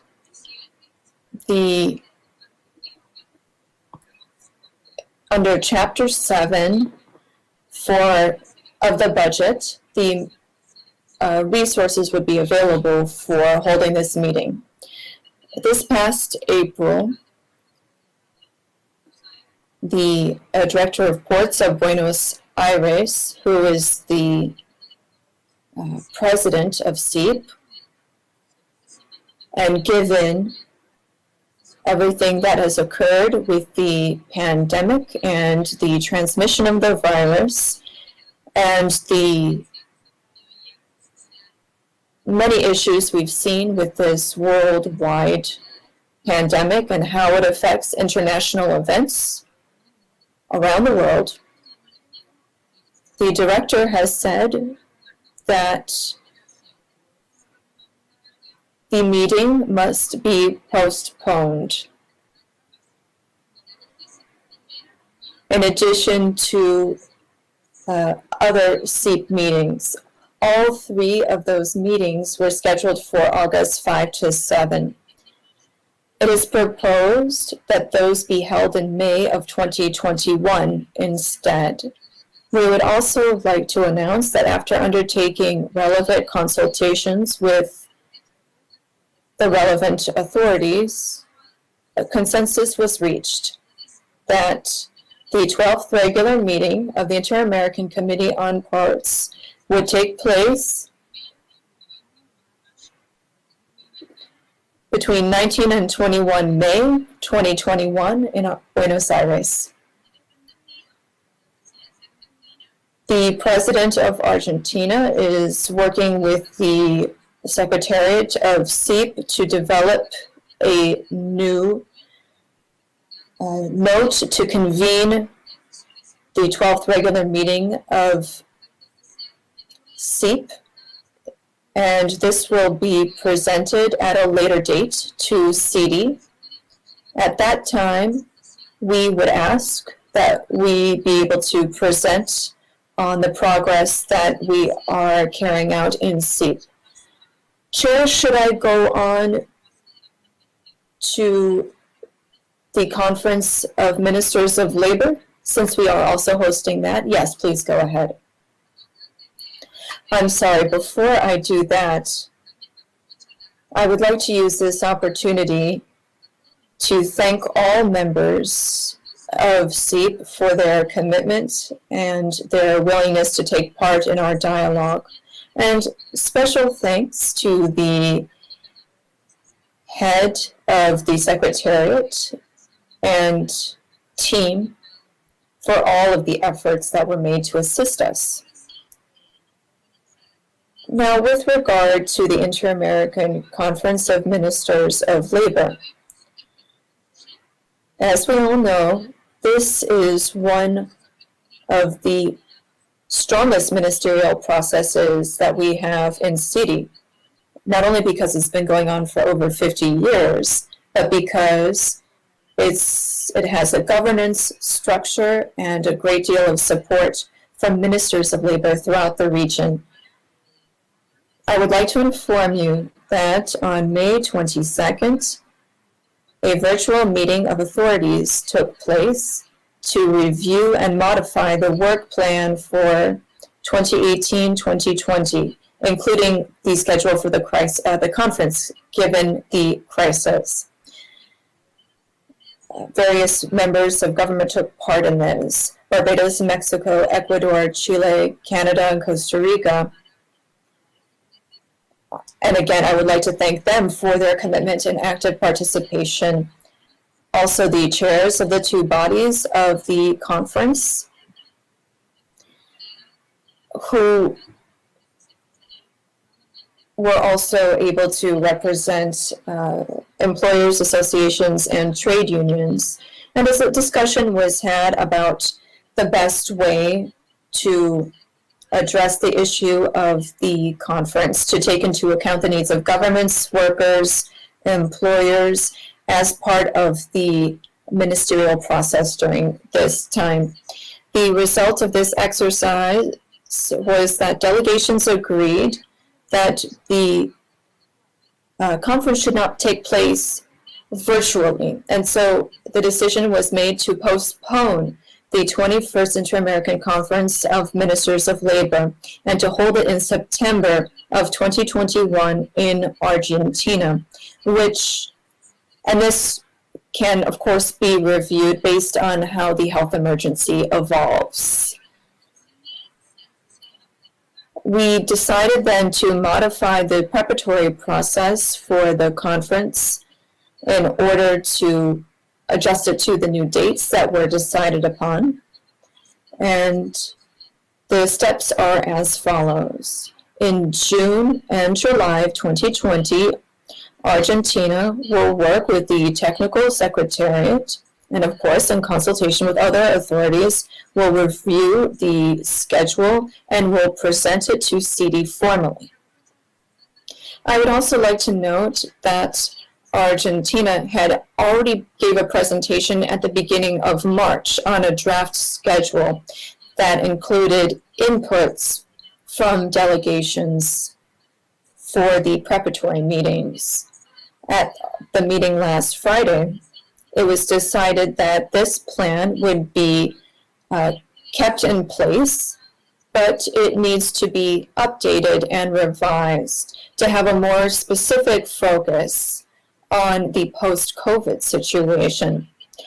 In August 2020, the draft schedule will be presented to CD for consideration by member states and approval.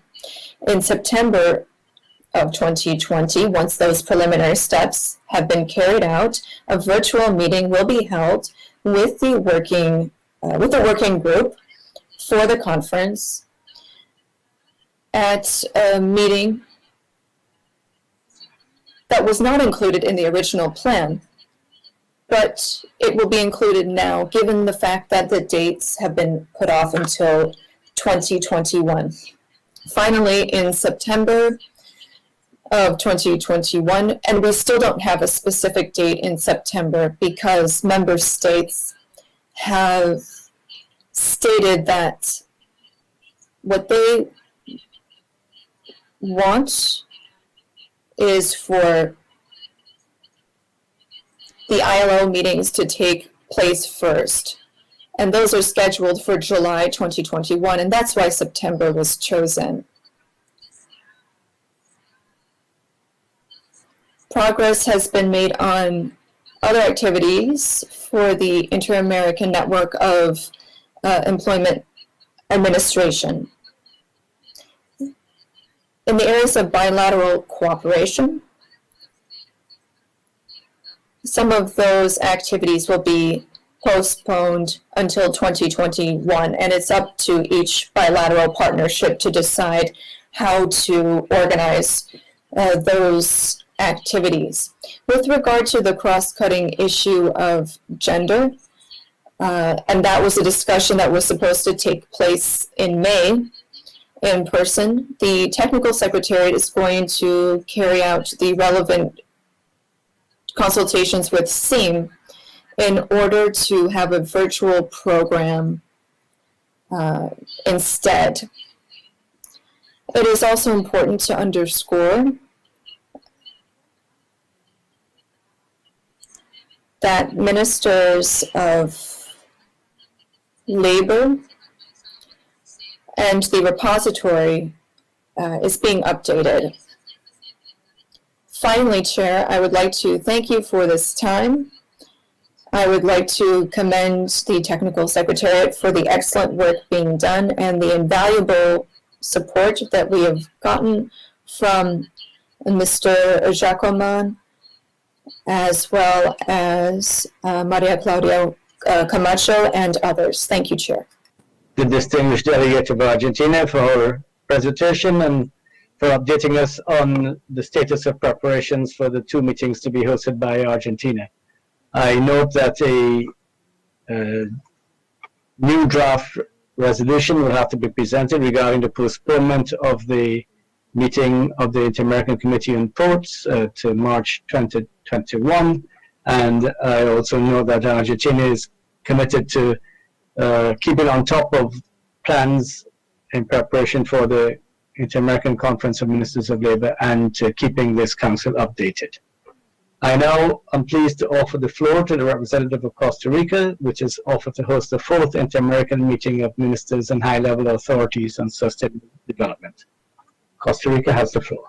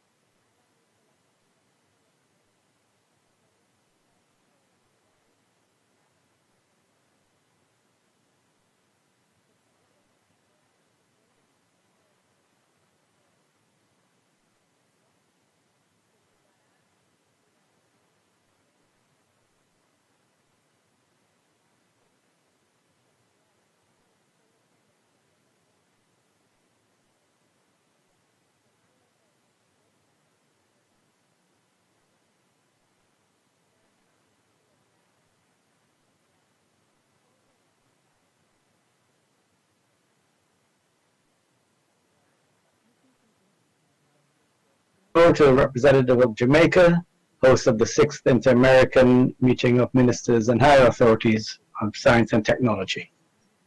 Mr. Williams, you have the floor.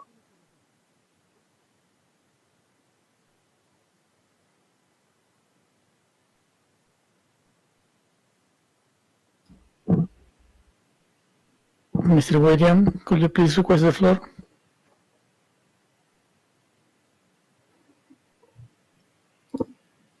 Thank you.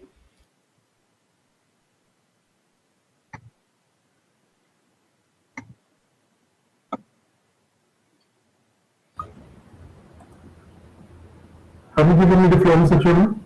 Yes, please proceed. Thank you for convening this meeting and for providing an opportunity for delegations to deliver updates on their hosting of forthcoming city sectoral meetings.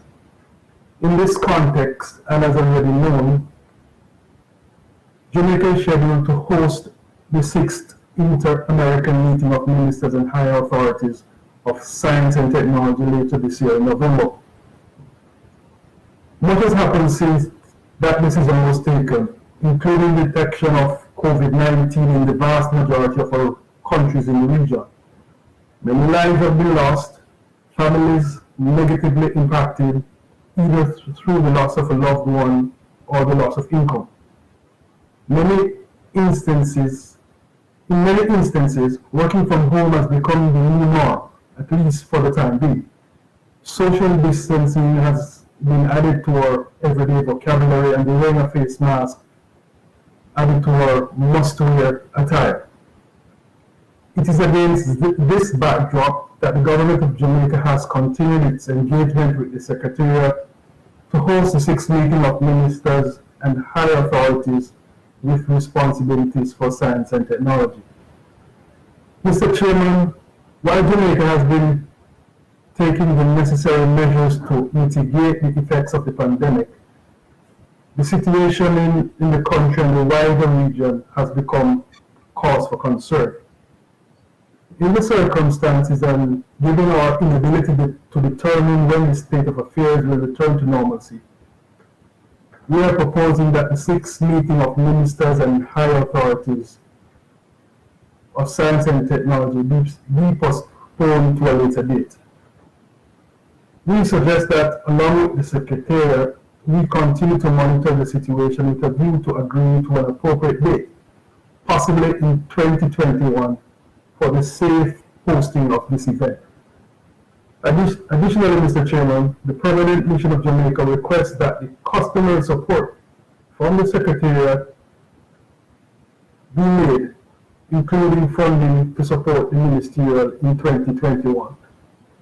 In the meantime, the government of Jamaica will continue to play an important leadership role in its capacity as first chair of the COMC, and will continue to engage in the activities planned, particularly the work plan in 2020 and 2021 with respect to Prospector Americas, the hub on technology transfer and commercialization for the Americas, within the 4 working groups of the COMC. Mr. Chairman, we understand that these activities and a series of dialogues to exchange good practices and national strategies to address the social and economic impacts permettra d'évaluer l'impact de la pandémie. Il y aura moyen entre nous de nous concerter, d'arriver à des consensus pour ce qui est de nos projets en matière de sciences et technologies. For the 6th meeting of ministers of science and technology in 2021. I thank you. Thank you very much, Jamaica. I would just like to remind delegations that with regard to financial resources allocated for the meetings in 2020, OAS financial rules do not allow reprogramming. Member states will therefore have to allocate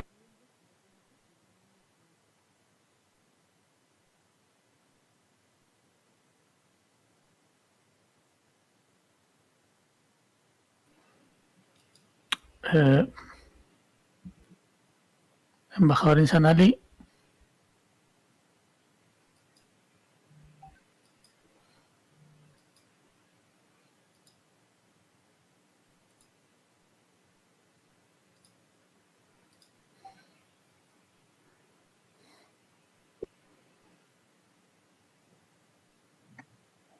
Hello, Fernando, can you hear me? You're back. Yes. Or did you Yes, I can hear you. We lose connection with you, but you are back now. Yeah, I think you're having connection problems.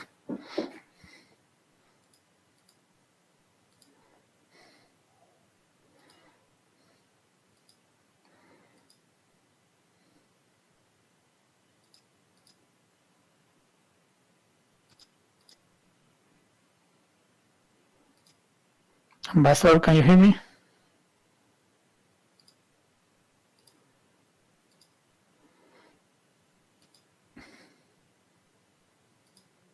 Ambassador?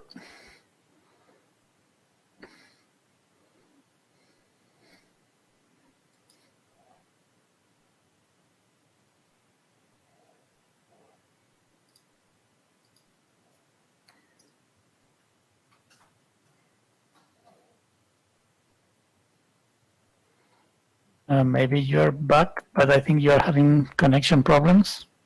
Now I can see. Now I can see the screen. But yes, I don't know what the problem was because my Wi-Fi didn't drop there. But I'm sorry about that. You can hear me and see me now. I'm assuming you yes, didn't perfect. hear my comments after the intervention of Jamaica. Okay. I was just reminding delegations that with regard to financial resources allocated for meetings in 2020, OAS financial rules do not allow reprogramming. Member states will therefore have to allocate resources for 2021 if it is so decided, that is, if meetings are to be postponed from 2020. I believe that everyone knows this, but I just thought it worthwhile to remind delegations for the record. Does any other delegation wish to take the floor? I see no requests. I would therefore like to propose that this council take note of the challenges facing the host countries, Argentina, Costa Rica, and Jamaica, and express appreciation to them all for their efforts being undertaken to keep on top of the processes to host these meetings, in the full understanding that the current situation is still rather uncertain, and we will have to be guided by these member states as they consult internally, and of course as they consult with the Secretariat and with other member states. Thank you all. I now move to item 6, convening of a joint meeting of the Permanent Council and CD. Following the Permanent Council meeting at which Executive Secretary Osborne made a presentation on SETI's efforts to attend to the needs and challenges facing member states in the face of COVID-19, and at which I alluded to an informal conversation I had had with the PC chair on the convening of a joint PC-CD meeting.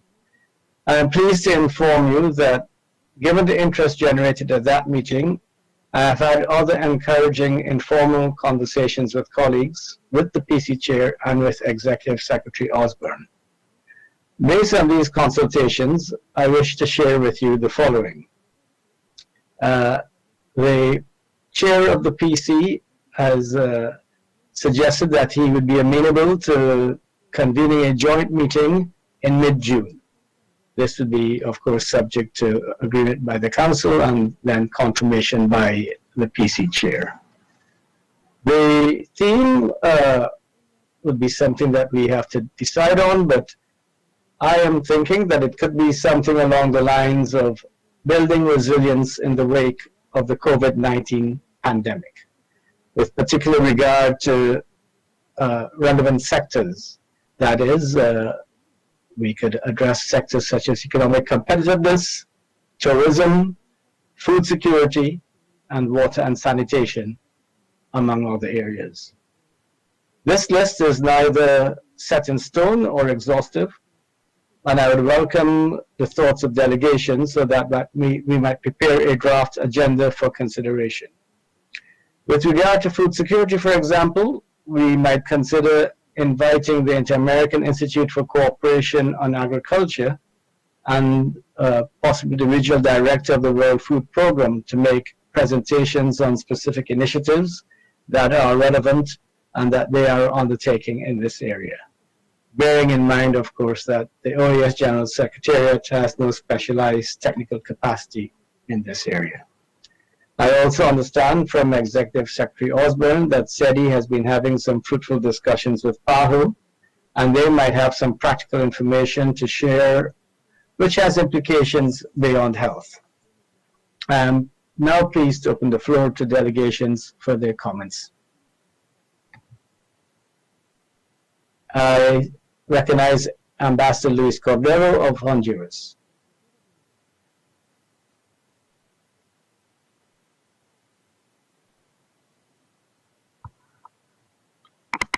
Thank you very much, and good afternoon to my dear friend, Ambassador Imsanali. I send you a hug from afar. I would also like to send warm greetings to the Executive Secretary, Kim Osborne.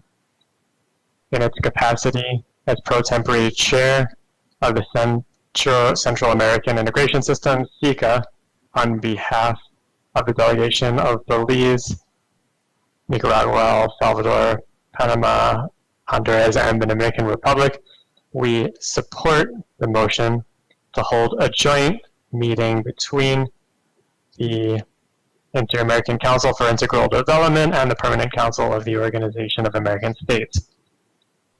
Given the current situation, we have carried out concerted efforts to have a coordinated response to COVID-19. This has allowed for the Inter-American system to do work in areas that already existed before the crisis but have been aggravated thereby, such as food security.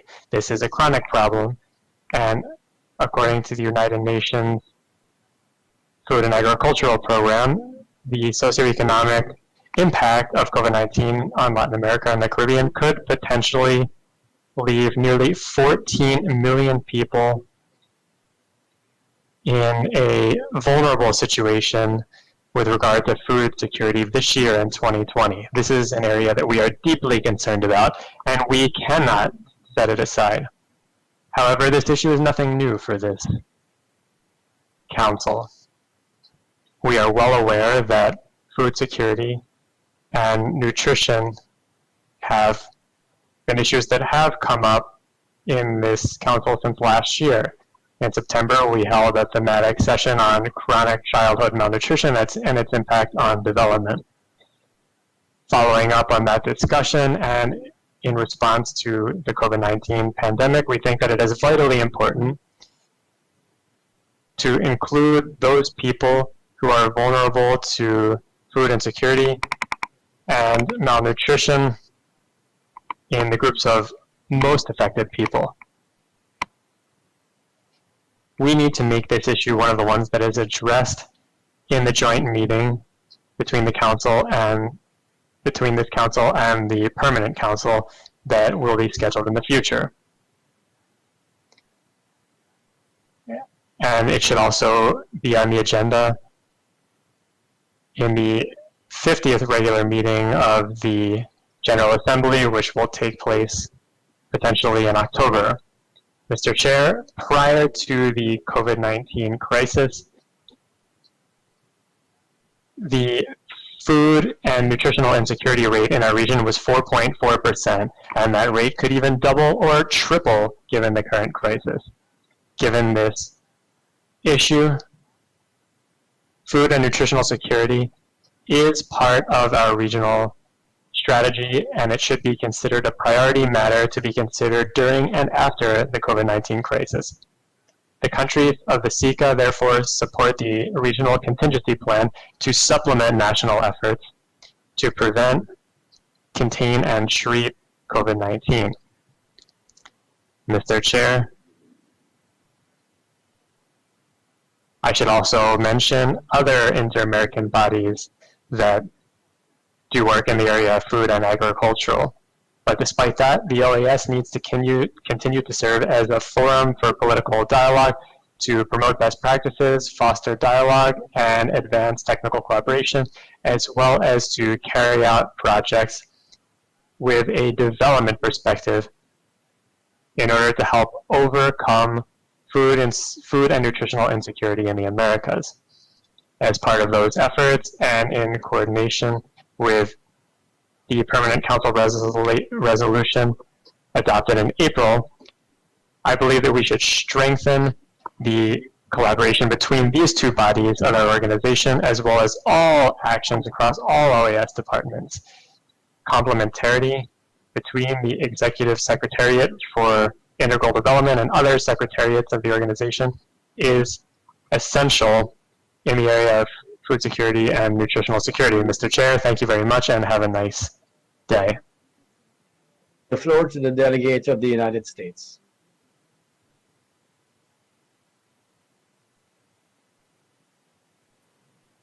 Good afternoon. Thank you, Mr. Chair, and good afternoon to all the delegates. And I'd like to first start by thanking all of the presenters and for the updates, as well as commending member states for passing the plans that were presented today. I just wanted to hop on and echo my support for the proposed theme of the joint meeting.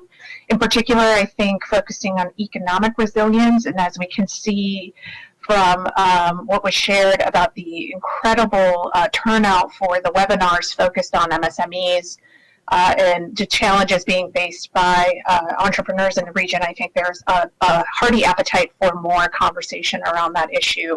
I'd also like to echo my support for conversations around food security, the work of ECA, which I think is, although a specialized agency of the OAS doesn't always get a lot of airtime in the main councils, I think it's worth bringing them in for their perspectives, especially given their broad reach and having offices on the ground in most countries, if not all of the member states, and useful to hear their insights, I believe. The one thing I would caution is in an effort to try to make it a concentrated session and not try to tackle too many topics at once. And so welcome ideas on how to narrow that to make it an effective discussion and truly interactive in the sense that the presenters can present and member states actually can ask questions and have it be more a discussion around what the bodies are doing and keeping that dialogue. I think sometimes it's not always clear to member states, is it should we come with our own experiences and what we're doing, or are we more commenting on what the OAS is doing and think that can be augmented by the member states. So just a couple of suggestions to share, but really do appreciate the initiative and really appreciate the idea of a joint committee meeting to elevate the issues that are often not always seen in the PC, but certainly really extremely relevant given the crisis we're in right now. Thank you. Thank you very much. The delegate of Canada has the floor.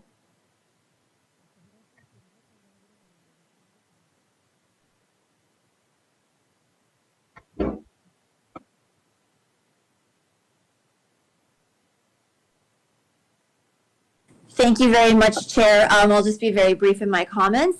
Thank you to the presenters today. We simply wanted to echo the statements made by Honduras and the delegate from the U.S. We heartily welcome the proposed joint meeting with the PC and the theme of building resilience in the wake of COVID-19. From Canada's viewpoint, the focus on food security would be quite interesting, and of course, we would hope to ensure that the particular gender dimension as a cross-cutting theme comes out in these discussions. And we would also like to support our U.S. colleagues' suggestion regarding the format of the meeting and conversation, in that we would like to see it as an interactive session and less about laundry lists of what each country is doing, but more of an engagement and an exchange. So thank you very much, and we would also like to thank SETI for all of its work. We know that everyone is pulling a double load right now, and we're highly impressed with with the work plan and the webinars, and we commend every single member of the Secretariat for keeping the ship afloat, and not only afloat, but in doing such a tremendous job in such a difficult circumstance. So thank you very much. Thank you very much. I believe it's the delegate of El Salvador who is requesting the floor. Mr. Campos, you have the floor.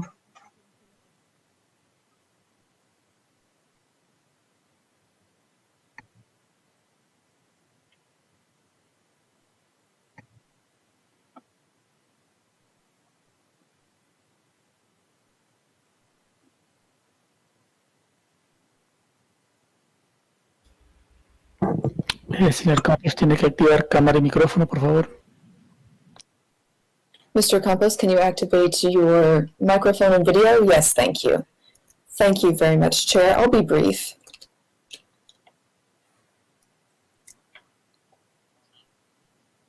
We have expressed SICA's position as President Pro Tempore of SICA. For El Salvador, the topic of food security is a priority topic, and that is why El Salvador supports what was said by Ambassador Cordero. We also think that the possibility of having a joint meeting is a very interesting one, and we would very enthusiastically participate, as we have always done. Thank you. Thank you, Mr. Campos. I see no other requests for the floor. I would like to thank the delegations for their interventions, for their support for the concept of a joint meeting between the Permanent Council and the Inter-American Council for Integral Development. Ambassador Alvarado of Nicaragua is requesting the floor. Usted tiene la palabra. Ambassador, you have the floor. Thank you, Chair. I just wanted to thank everyone for the presentations and the comments that were made. I think it would also be interesting for us to be able to invite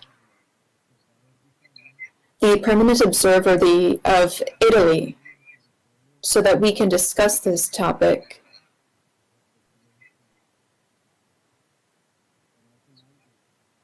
Since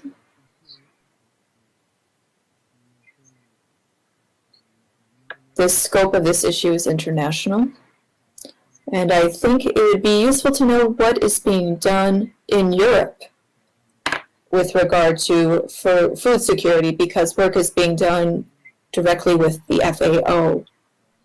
So I think it would be useful to know what that organization is doing, because that could perhaps be useful information for us. Thank you, Chair. Much for that excellent suggestion. I see no other requests for the floor. I thank delegations for their support for the idea, for their suggestions, and I propose that that the Secretariat should work on a draft agenda for the meeting, taking into consideration the interventions made, especially with regard to a focused theme and the desire to have an interactive discussion with relevant actors, and that would give member states the opportunity to try to advance a strategic vision for dealing with the issue of resilience in the face of COVID-19. If there are no objections, we will so proceed. That line of action is approved. Thank you very much. The final item on the agenda is other matters. I offer the floor to any delegation wishing to prolong the meeting.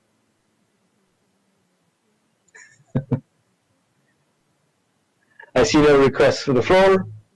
I thank you all for your kind attention, for your active participation, and there being no other business to consider, this meeting is adjourned. Thank you, and stay safe, everyone. Thank you, everybody.